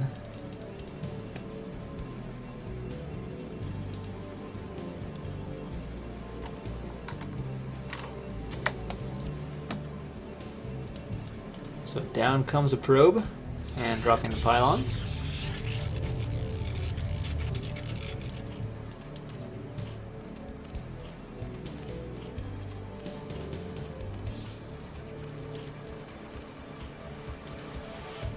And it looks like we're going to have 9 pool.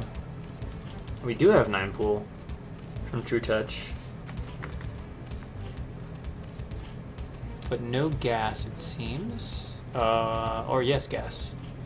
Alright, 9 pool speed. I doubt it'll be 9 pool later. So we're going to say 9 pool. Oh, no, just gastric. Just gastric. He's an overlord, though. There we go.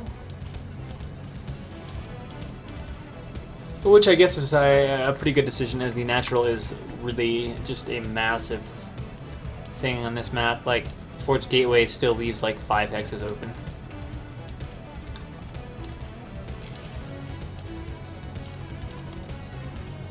Can't even see the ramp. It's kind of true though. It blends in.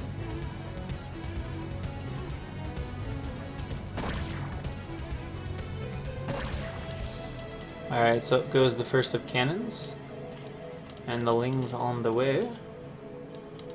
And a second cannon, so I guess that positioning of cannons is kind of cool.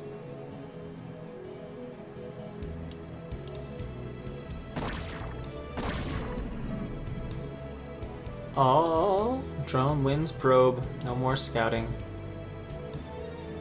Too many lies, too many lies.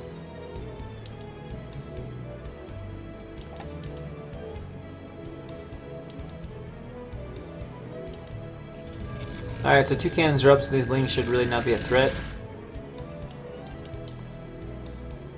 I don't think he'll even run in there, as he will have seen this with his Overlord. But hey, he forced 2 cannons before the Nexus, so it's not that big of a deal. Of course, he's got the hatchery up. And that's going to be kind of funny. Probe might actually block the 3rd. Oh, actually going to pylon block it. So now that is some scumbaggery right there. Actually sending a few Lings back to help get rid of this pylon a little bit faster. Hey, you can lose all the probes you want to drones as long as you get the win in the end. That's what counts. Maybe that's even the secret to victory. Because he loses a probe to a drone, he feels like he's behind, and then he like plays better. Maybe he's a true champion. One of those guys that elevates their play in the most critical of situations. Oh! Almost probe sticking out. So unfortunately, True Touch is, or Choosy's being forced to play very much in the dark, very blind. Gateway finishing, Nexus, probe transfer is a bit late. So he's putting probes on gas, there we go. See layers on the way for True Touch.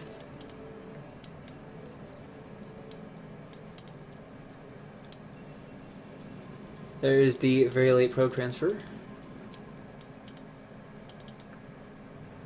And using a cyber core to complete the wall. Okay, we have a PP. Hopefully we do not end up with a broken rep.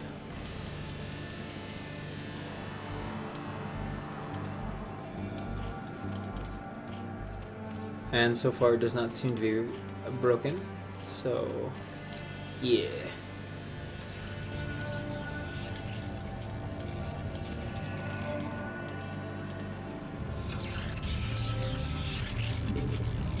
There's a second gateway, and we got a Stargate, so So +1 for leg speed, maybe? No? No, because we do have the second gateway. This is very confusing to me. Oh, Dragoon, okay.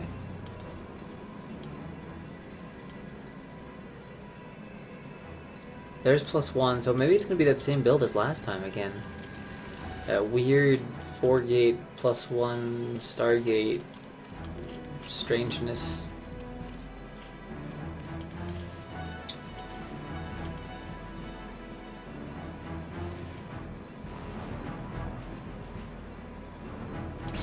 Overlord is trying to head in to get sea stuff, but it is going to die to the Goon.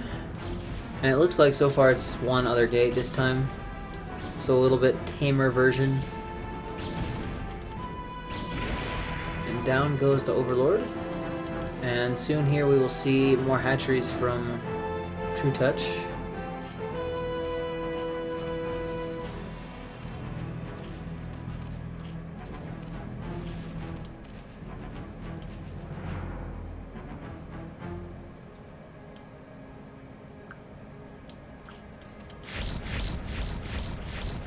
Corsair will get that one Overlord kill. Nope, there's the extra gateways. At least one extra gateway. So we have the 3 gates now. And Yellow Micro really wants to get the Dragoon. It's ring around the Zealots. Oh, is he trying to get the Overlord? Yeah, probably doesn't want to lose the Overlord. Ah, Lingu! No micro, no micro. Do the micro, do the micro. This is so winnable. Come on, just kill them. Or do that. That works too. Gotta make the lings. Gotta make the lings and the creep colonies. And the hydrogen. Alright, Zealots are not gonna come be aggressive right now. +1 still working. There's the 5 gates. Holy shit.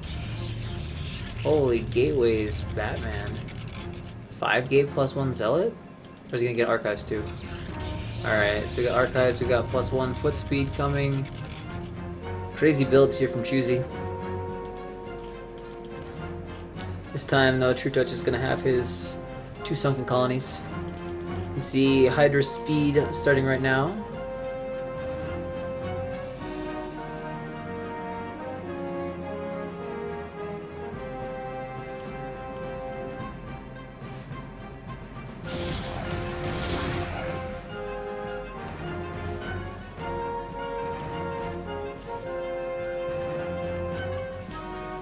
And here comes the Zealot forces from Choosy, and of course there are going to be lots and lots and lots of reinforcements. Got a few Hydra popping out, getting his Hydra. Oh, he got double den? What? Wait, I thought I saw Hydra rain. What the fuck? Oh, I clicked on this and thought he was getting... Yeah, never mind. Alright, it makes sense now. Here we go. Just charging in here like a boss with Zealots. In comes the attack. The drones are pulled, but they're not actually defending the Hydras very well. And of course, the reinforcements coming across the map will be fast, but there's a lot of Hydra also being sent across the map. And the Sunkens are still alive, so we'll see. He might attack these reinforcing Hydra, especially as his other reinforcements join up, or perhaps not. Okay. And getting chased back for now, and a few Templar on the way down. And True Touch this time taking a backdoor base. And another gateway, so we're going to go up to 6 now. So some very strong early gateway aggression. And there you go, Hydra range now starting, and a spore colony being made.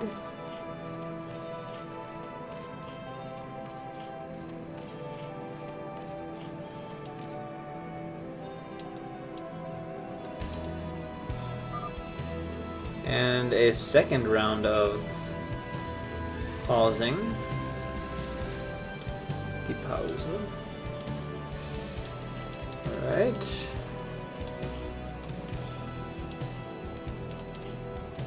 And another evolution chamber, and just macroing up like Supply well ahead for Choosy, but that's not a surprise as he does have quite a few gateways. Now he's up to 7 gateways, so this is going to be a big time 2-base attack. Probably just going to add a few Dragoons and then we'll be rolling out.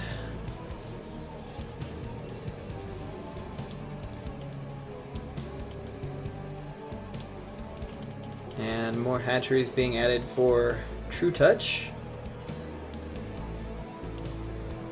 And out comes the army.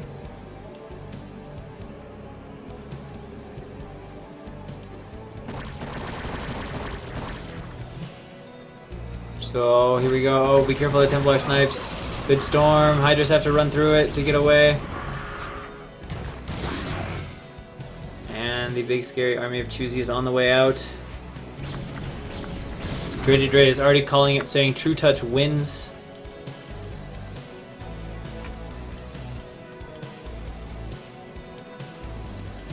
So 7 gateways pumping away units. Let's see how it goes. There are no lurks yet. Panic Sunkens are being added. True Touch just wants to live. He's definitely scared of the amount of shit that Protoss has. So here we go. Charging in, needs storms to back everything away. Hydra coming in from the back, and they're getting mowed down right now. Although that is a lot of Hydra in the backfield, and these goons are having trouble getting in there. Storm goes down on the drones, kind of... I guess it's okay storm on the drones, but he has gotten rid of all the Sunkens, and definitely a hatchery or two is going to go down, and actually the Hydra are still dying. Reinforcements being streamed across the map, but at the same time, Choosy opts to reinforce, and I think that True Touch might just be dying to this attack right now. It's certainly doing some pretty good damage. Of course, there's no third behind this, so it definitely needs to do more than just some damage. Oh, nice little snipe. Quite adorable. He's out of Templar, though. Oh, he's still got 1. Does he have Storm with it? Does he have Storm? Yeah, he actually does have Storm. Got to be really careful here. He can drop a good one, but True Touch has lost his natural and may lose his main as well.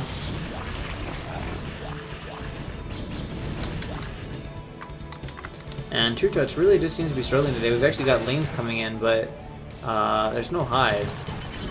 Still, probably Choosy should be microing these Dragoons right now as he goes up into the main. Drones are pulled off the line. Will he storm this? It's a pretty large clumping, but no, he's just going to let the Dragoons shoot it as they will. And True Touch still possibly could save his main. He's trying to regather everything up, but it doesn't look good.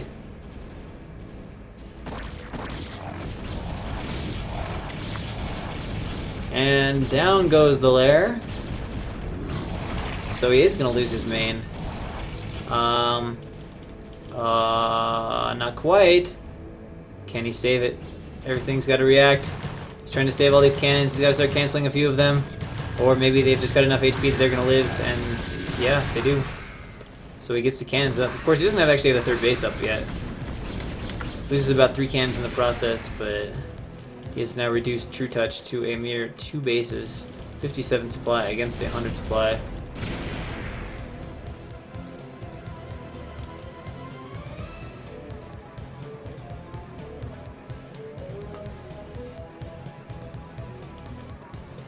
And now he's just going to go strike directly at True Touch's base. We've got a few lurks coming though. There is Observer with the army. We're going to have a big counterattack, I think, on the third base while he's away. I can't imagine any other reason. There's units at the top right. I don't know if this is enough army to bust in here. There aren't very many units for True Touch because he's only 50-something supply. Oh no, the Observer! He's got to storm the Lurker again if he wants. Okay, the Lurker's dead. He does storm it again. Protoss is trying to march through. Here comes the massive counter. That's a lot of shit from Zerg, but it's also 5 cannons from Protoss. Although I think with the lurks there, it'll be enough added force that, yeah, he's going to break through that pretty easily. Although Protoss is going to reinforce, he'll eventually save it, but the cannons will be dead. But of course, True Touch is completely dead. Everything is broken, so it doesn't really matter that he's killing off the third base in the grand scheme of things. And there it is, GG's. 2-0 for Choosy, and we are going to have an ace match, gentlemen. Bonyth did rape. He beat TechnicS 2-1, which is pretty crazy in my opinion. Like, I know Bonyth is fairly good, but TechnicS is like insane fucking good, especially in CVP. Alright, so here we go. This is the ace match. I don't even know who the players are. He's going to be on Fighting Spirit the first game. Who will win? Who will win? So, in the top right-hand corner, oh wow, we have the rematch. All right, so in the top right-hand corner, fighting for Team Bonyth, we have Choosy, and in the other side of the map, otherwise known as the left-hand corner, fighting for Team TechnicS, we have True Touch. And this is it, guys. This is for all the marbles. I don't know if there's money involved or if it's just for, like, super sick bragging rights, but this is what it all comes down to. This match.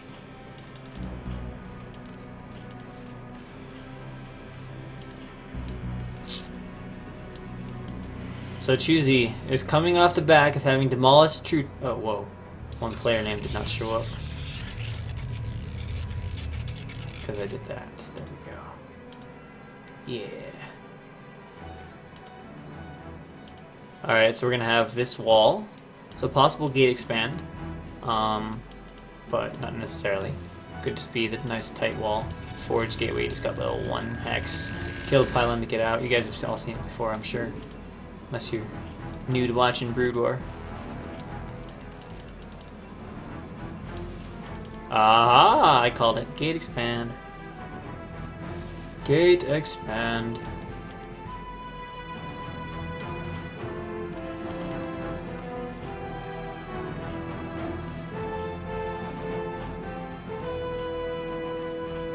And Baku 2-1 over Pike.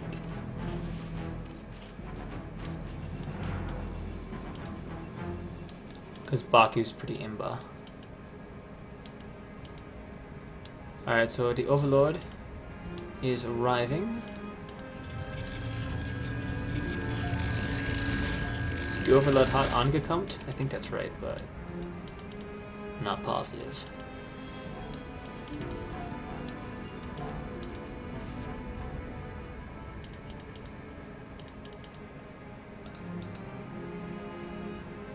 I don't understand why people say live is better. Like, I've never really understood the logic. Like, I agree that it's better to watch... Like, if everyone knows the results already, and you're just watching afterwards, that's not as good. But if no one knows the results, like, it doesn't actually change the viewing experience. You know, if I told you this was live, you would have no idea whether or not I was bullshitting you. Like, it doesn't matter. So I've never really understood why, like, live is such a big deal, like, versus repcast. There's fundamentally no difference other than just, you know, some construct in your head.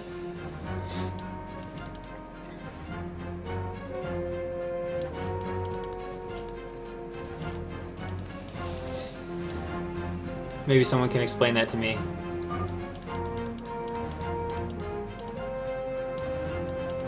And the reason live doesn't work is because it's usually just really hard to coordinate for everybody, and in some cases all the matches are played simultaneously, so players don't have to stay around for all 3 hours, because a lot of people that play Brood War are like college age and older and have lots of stuff going on like in their lives, so it's not really practical for them to all sit down and have to wait and play one match at a time, so the caster can be observing each match. So that's one of the main reasons things are typically casted from reps.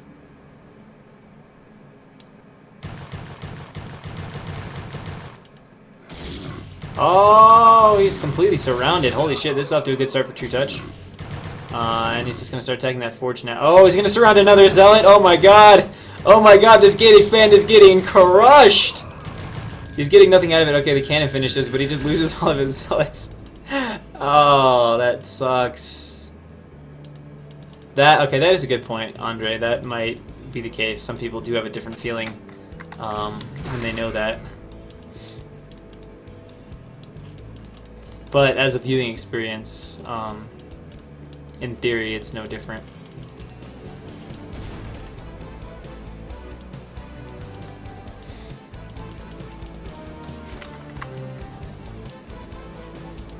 I don't see a counter, I see a probe. I think he lost all his zealots, he doesn't have a chance to counter.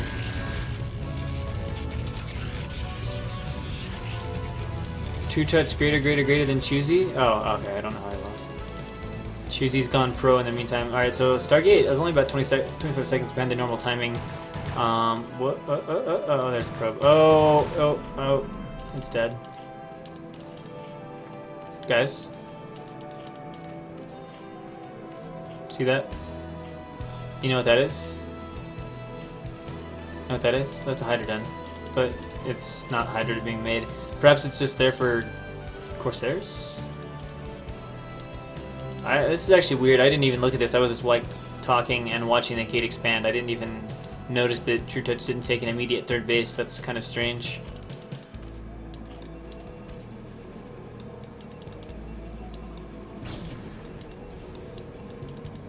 Alright, so Corsair production starting just now. The lair finishes up. Oh, I was gonna just do a lurker opening, okay. Gonna have to protect those overlords.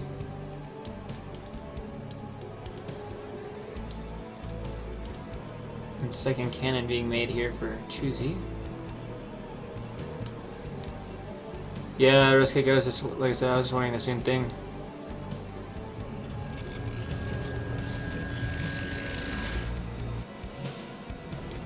Well, that sort of makes sense, but a lot of times, even if Zerg are going to Hydra Bust, they still take 3 bases, just so they have them if they want to transition out, right?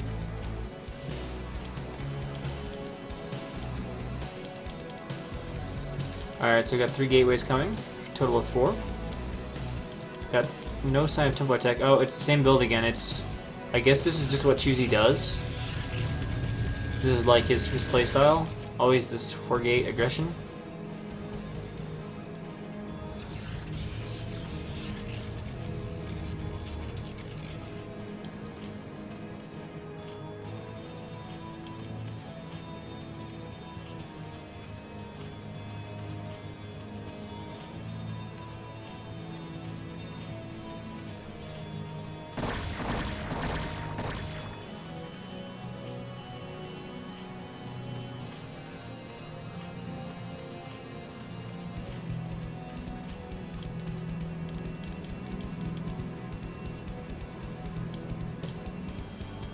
So here come the Zealots. Temple Archives finishing.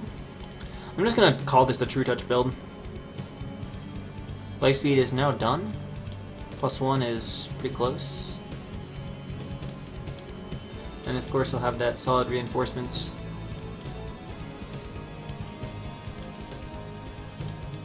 And True Touch has made a boatload of Lings, but Lings don't fare very well against +1s out. And Choosy gonna do the same thing again, gonna take his Expo while he does this little attack. Could have a massive Ling run by here, but there should be... Wait, no, there should be reinforcements, but holy Ling run by. Pretty good blocking pull time, though. Oh, the Lurkers come to the front, though! And, oh my god, I don't think there is a Robo. He does not get Robo with this, so this is really, really bad. Oh my god, the Zealots are even being blocked off, taking tons of damage to Lurkers. A few have run out. As long as the guy's kept some stuff at home, that's going to be totally impossible to attack. And this game is pretty much all but over. I mean, he's got no response to Lurkers. He could try to cannon his main, which is what he's doing, but he's going to lose his natural, and he's going to be way far behind. Just needs to... Actually, he could lose the hatchery here. Lurker's got a burrow, though, man. Got a burrow! Got a burrow! Got... Nope, no burrow. No burrow. He's got Lurkers over here, though. There's no reaction. What? This is pretty weird. But I guess he's too busy just trying to win the game outright. But even if he makes a hole in the bottom, no, don't go for the top cannon. You didn't have to. Just make a hole in the bottom. You can't mine from the base. Oh, well. Oh. That is very nice. Very nice thinking. So he's going to lose the hatchery. But 2 base Zerg against 1 base Protoss. Still pretty comfortable. Yeah, that was my thought, actually, Pike, what you wrote just now about why he did that. Is maybe he just didn't think that through and thought gateway. Psych! It's a game of traps. DTs come out, but they can't see the Lurkers, so I don't know why they're coming out. I guess they're just killing what they can. So all those Zealots have been picked off now. And now we're going to have a bunch of Hydra streaming across the map. And still have this 3rd base go. That is pretty absurd.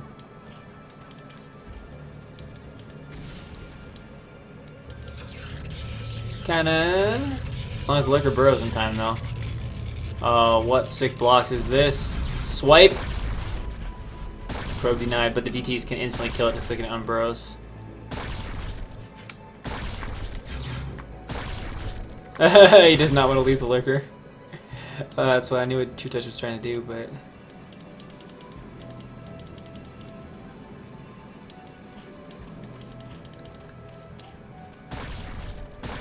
Okay, coming Overlords. So we're about to get access to the main. Does he have obs out yet? He's just gonna have it, like, just in him. So here we go, up the ramp. Gonna need some good storm dodging, although there's actually not many units at all. Holy shit, there's only 2 Templar. 3 storms between them, though. Alright, lurkers are pretty good for sucking. Oh my god, the first one's a complete whiff! He's got 2 storms left. He's got 2 storms left. I think he's got 2 storms left. If I'm counting right on this bad boy. Just GG's. So True Touch comes back with a vengeance in game 1 and makes short work of Choosy in this game with a nice little attack, abusing the fact that obs have not been made. As True Touch has been getting, or Choosy's been getting a very late robo. So game 2 on. Whoa! Whoa! Back to TSL days. Tornado. Hot damn. Spawning in the bottom right hand position as the yellow Zerg. That is True Touch. And over on the right side at like 7 is Choosy. What are you doing? That's better.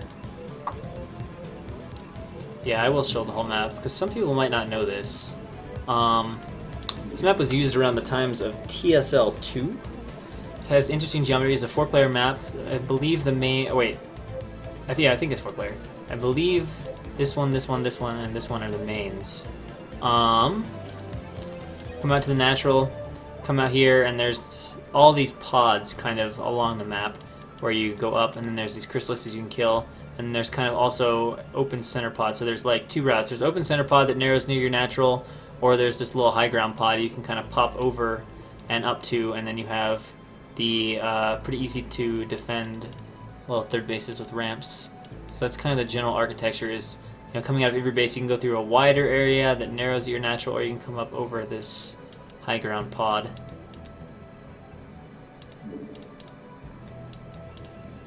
So that gives you a brief look at the map. What game? Oh, yeah, Noni versus Mondragon. There were some pretty good games on this. I think there was a Nuni versus JF. Maybe it was JF against White Raw. I don't know. There's some pretty good games on this map back in TSL 2.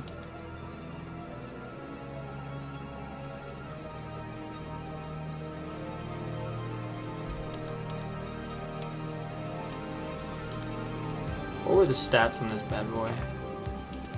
Let's find out. Brood War Korea?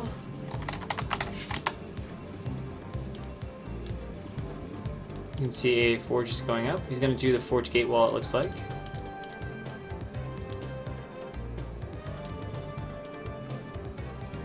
"57% TVZ and 60% ZVP, and holy mother of God, 36.8% PVT. Wow. Although that PVT actually doesn't have that big of a sample size. It's only about 15 games. Lots of ZVTs though, like 40 of them. So Nexus goes up as True Touch just makes off-center 12 hatch. He's going to make, looks like, just 2 base game.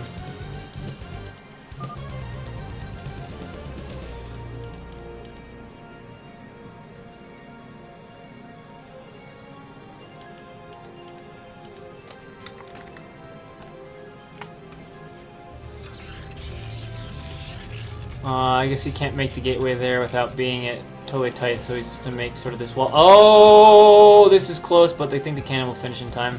Probes are pulled off the line. Here come the Lings. They're trying to get up to the ramp.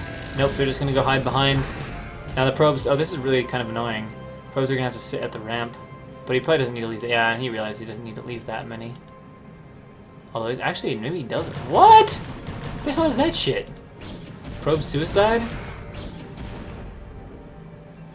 What? Why would you do that? Why would you do that? Choosy, what the fuck?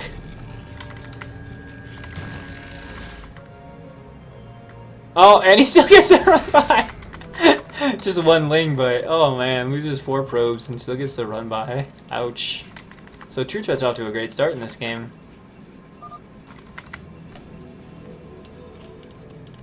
And getting a pretty quick lair and ling speed. Is he gonna get, oh my god, 5 probes.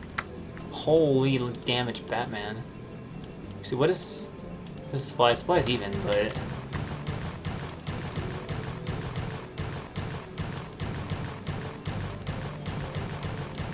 And now attacking away on the gas, which at some point... Oh, okay, Zealot's out. Yeah, I was gonna say at some point that'll get a Zealot or a Pro Pool. Oh!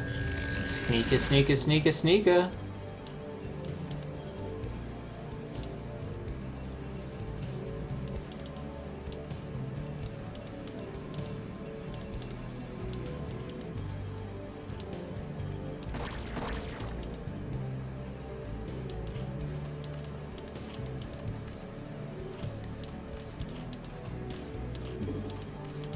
And Spire on the way.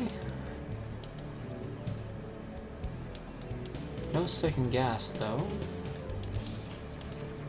Like I feel as if this is supposed to be Muta because it's on 2 base, 3 hatches. Not much else going on, but there's no second gas yet. Very strange. Cybercore's done. He's got enough gas for a tech building. Guess he's waiting on the pylon, doesn't want to build it in his natural. Probably be the Stargate. So far in all games, Choosy has only done the Choosy build. So we'll have to see if he does the Choosy build again. Alright, so we got more drones. Is this Spire really just for Scourge? And he's just going to play off... Oh, okay, he's taking the second gas now. So we might actually see Muta.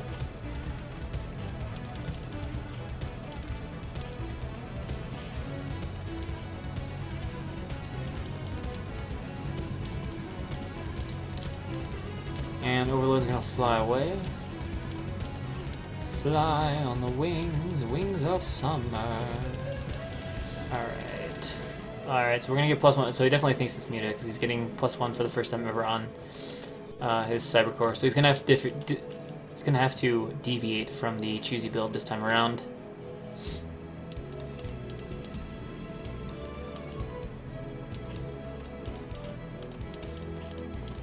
And Le Muta. But only about 4 or 5 of them. And gonna go ahead and expand in conjunction with this.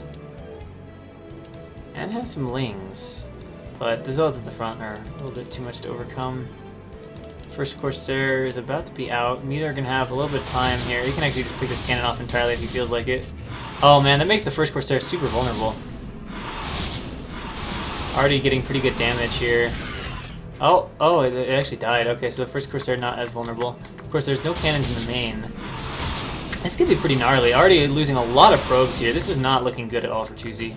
And with just 1 Corsair, that is not enough to fight these Mutas. So much probe damage. The Zealots will now move out here.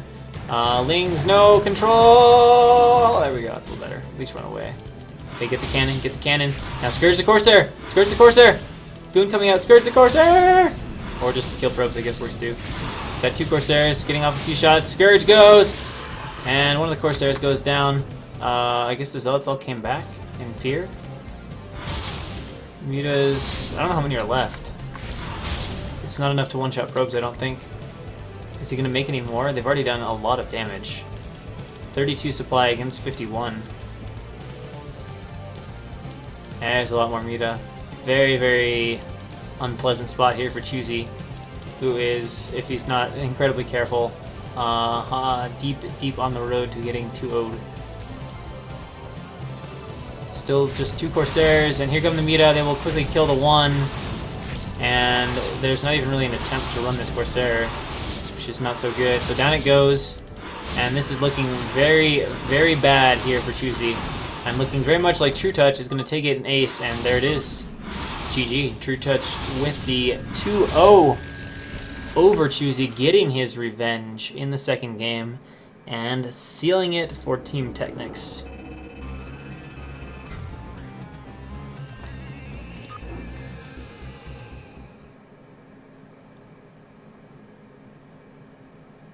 And so, that is it for today. So thank you all for watching, and I will see you next time I cast something, or play, or do like the Koreans do and eat a feast on cam, or whatever. So yeah, much thanks to Game and for organizing. I assume he organized, and to all of our LRM players for giving us some pretty entertaining games. Actually, some pretty decent games today too, with level of play and stuff. I was fairly pleased. Some pretty nice control in some of the Baku Pike games. The two games with Game were actually with Game and Wallace were pretty interesting games with some cool comebacks. Pretty good set of stuff today. So yeah, thanks everyone for watching. See you next time.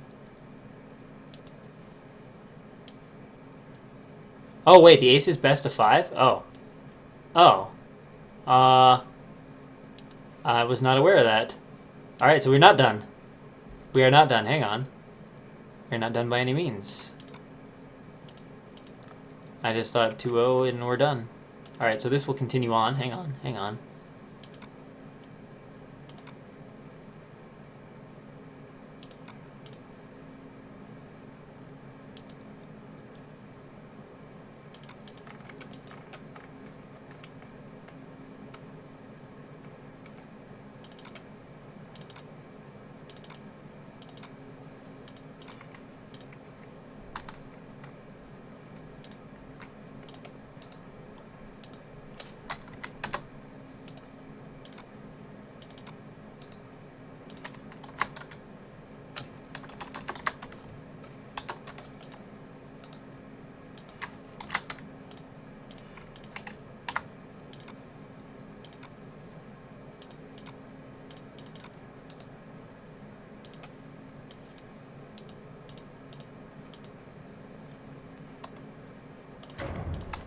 Alright, so here we go.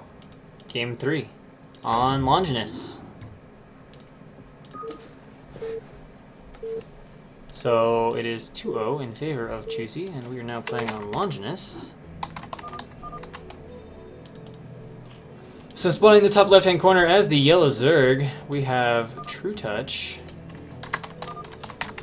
And, unsurprisingly, as the Protoss in the bottom, in teal, we have not True Touch, we have Choosy.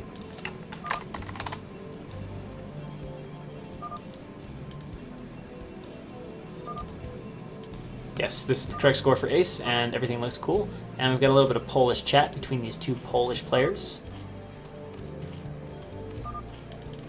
I hope he repeats every word of that outro. And yeah, I'll probably upload these to YouTube or whatever. Assuming that's what the peoples want. So, Longinus, I believe this is the double gas map, right? Yeah.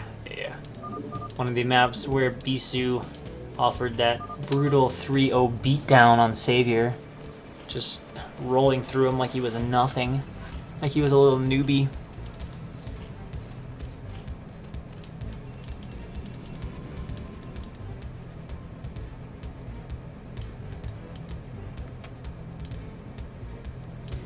We see True Touch is going to opt for 12 hatch, it looks like.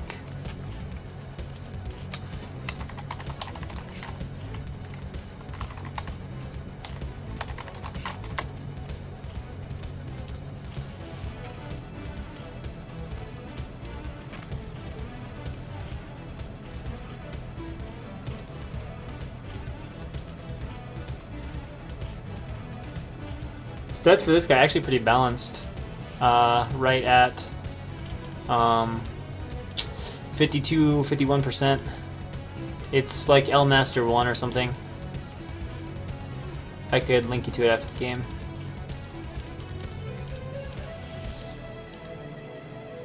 But I think it's L Master 1, no spaces.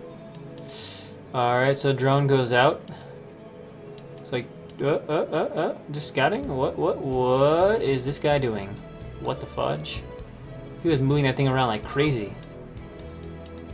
What was it doing? Hey guys, it's MVP.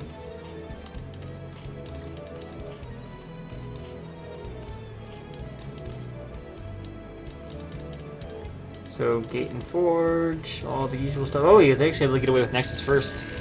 Cool. It's gonna be some good eco. Overlord probably should leave at some point. I'm sure it will. But right now, there's chasing to be done of the probe. And that is what matters. There we go. Now the Overlord's running away.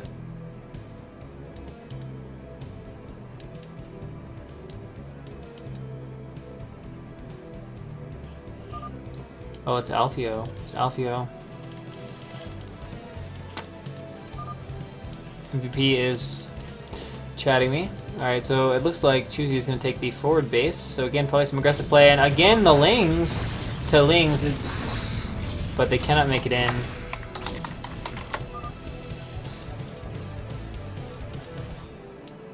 Of course, MVP has to, you know, go on BattleNet and ask rather than just ask in the chat.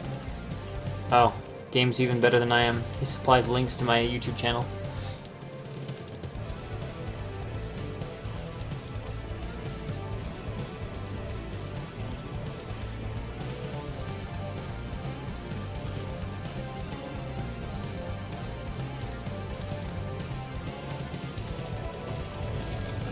Cybercore finishing up here for True Touch, as does the gas in his main. That is a very late gas, no? Because you build gas first. Yeah, gas should be done before. That's weird. That's weird. Why was that timing like that?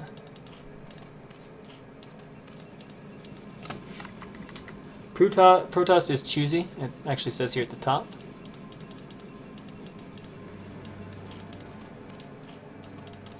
Oh, interesting. How do you guys feel about Hydra busts? Let's see how Choosy feels about scouting.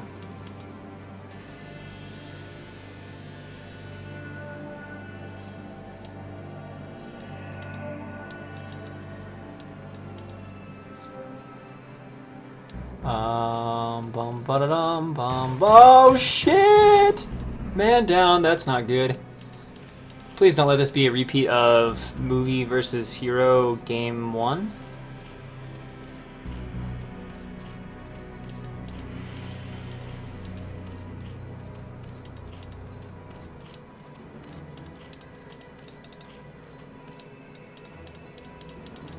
Please don't just let... Oh god. Oh god. Guys, this might be a quick end to this series. This looks very similar to a certain movie versus hero on Circuit Breaker game.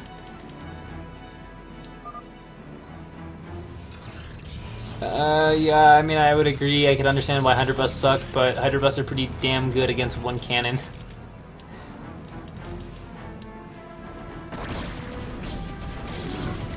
Imbelisks. Now Choosy's like, aw, fuck. And it looks like True Touch is going to take a moment to kill the gateway.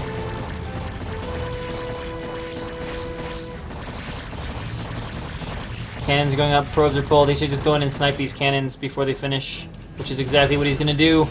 And cannon number 1 is down, so the only working cannon is down. Now the Hydra's just going to fight all these zealots down there going. He's trying to buy enough time. Some of these are actually very close to being finished. There's a slight chance he could hold this off. Cannons build eternally slow though, and now it is just probes. Those are going to be dying. He should make... he's not stopping the cannons from finishing. He's just killing the probe. No! But still going to have problems. The forge can be killed, and we still got a lot of Hydra coming down right now, so this is far from over. He charges in. One cannon goes down real quickly. Now he might back off and snipe down the forge, snipes down the probe. Yeah, now down goes the forge, and it's going to have to be rebuilt. He'll be able to get up. Oh, he's actually making the gateway to hold the wall a little bit longer. Is the forge being remade? It really has to be. How far is he from leg speed, too? That's kind of relevant. It doesn't even have it coming. Okay. So here we go. In go the Hydra. This is not looking good. Hydra pretty strong against cannons. Probes are pulled, and again, back out goes True Touch. And again, that gateway is going to be made and canceled. He's doing his best to hold it off, but the Hydra again move in for another cannon kill, and it is down quick. And then moving back, sniping down the Zealot. Choosy is fighting, but I fear it is a losing fight, especially with the loss of the Forge. It is going to be oh my god, huge mistake. It's going to be ages for that's done. So continued Hydra will just win the game. The Forge is too far away. I don't see much hope for Choosy at this point. Massive probe pull, trying to go Quanro on this guy and just chase him all the way, using the minerals there to drill a little bit, which is kind of cool. And these Zealots are doing some nice work, but just kill the Zealots and the probes just die. There we go. Now we got 5 or 6 Hydra. He's actually targeting down the probes manually. I'm pretty surprised he was able to push him back that far, but the Forge just now finishing, so we all know how slow cannons build. He's defending as best he can, but supplies are beginning to equalize now, which is not what you want. And it looks like True Touch is still continuing the Hydra bust, just spamming away the Hydra. Down goes another cannon. He's going to try to go for the last one. Is he overcommitting? No, he's going to get it, so that'll be okay. But there are 4 Zealots, which is actually a decent number. With leg speed, he might get pushed back. There's a possibility here, albeit a slight one, that he hangs on. If these Zealots live to have leg speed, he might have just I guess that's 5 or 6 Hydra. It's real dicey. I know that he's going to have just enough to hold on. He's just trying to buy enough time. All right, leg speed's going to kick in right now. Right now. Alright, so True Touch is going to get pushed back, but remember, a lot of probes have died. That is enough Zealots to be scared. Here we go, we got engagement on the hill, and True Touch being very aggressive, or Choosy being very aggressive, but good control here from Choosy, from True Touch. I cannot speak. Yeah, Splash Ultras would be really, really OP at this point. Like, if he just popped out of nowhere with, like, 3 Splash Ultras, Choosy would just be, like, really dead. He's, like, in trouble right now, but he'd be, like, ultra super dead. And, oh my god, he's overextending with the Zealots. He's got only 1 cannon. Actually, he might just be trying to buy time. I don't know if that's actually overextending or not. I don't know what the thought process is for Choosy, but down goes the cannon. And the last few Zealots seem to be falling. Is this the moment we've been waiting for? Or not necessarily waiting for, but the moment the game has been building towards for a while. Is it going to finally stop the resistance from Choosy and everything break? It looks like it. There's just 1 Zealot defending. 2 Hydra are going into Q position. The natural is down. All the probes are fleeing. The natural is broke. Zanata is said. I don't know what that means. I don't know if that's Polish curse word or if it's a friendly greeting or what. But True Touch will complete the 3-0, showing that Hydras are really powerful. That was actually, all things considered, I mean, ultimately it was a scouting fail loss for True Touch, or for Choosy, but that was a pretty damn good defense considering like 5 Hydras against 1 cannon showed up and he lived and came quasi close to stabilizing. It was a pretty good defense. It was just too little too late, you know? Kind of like those Jongbi Storms in that crazy game versus Piano and Circuit Breaker. I mean, the Storms were fucking awesome, but it didn't really matter.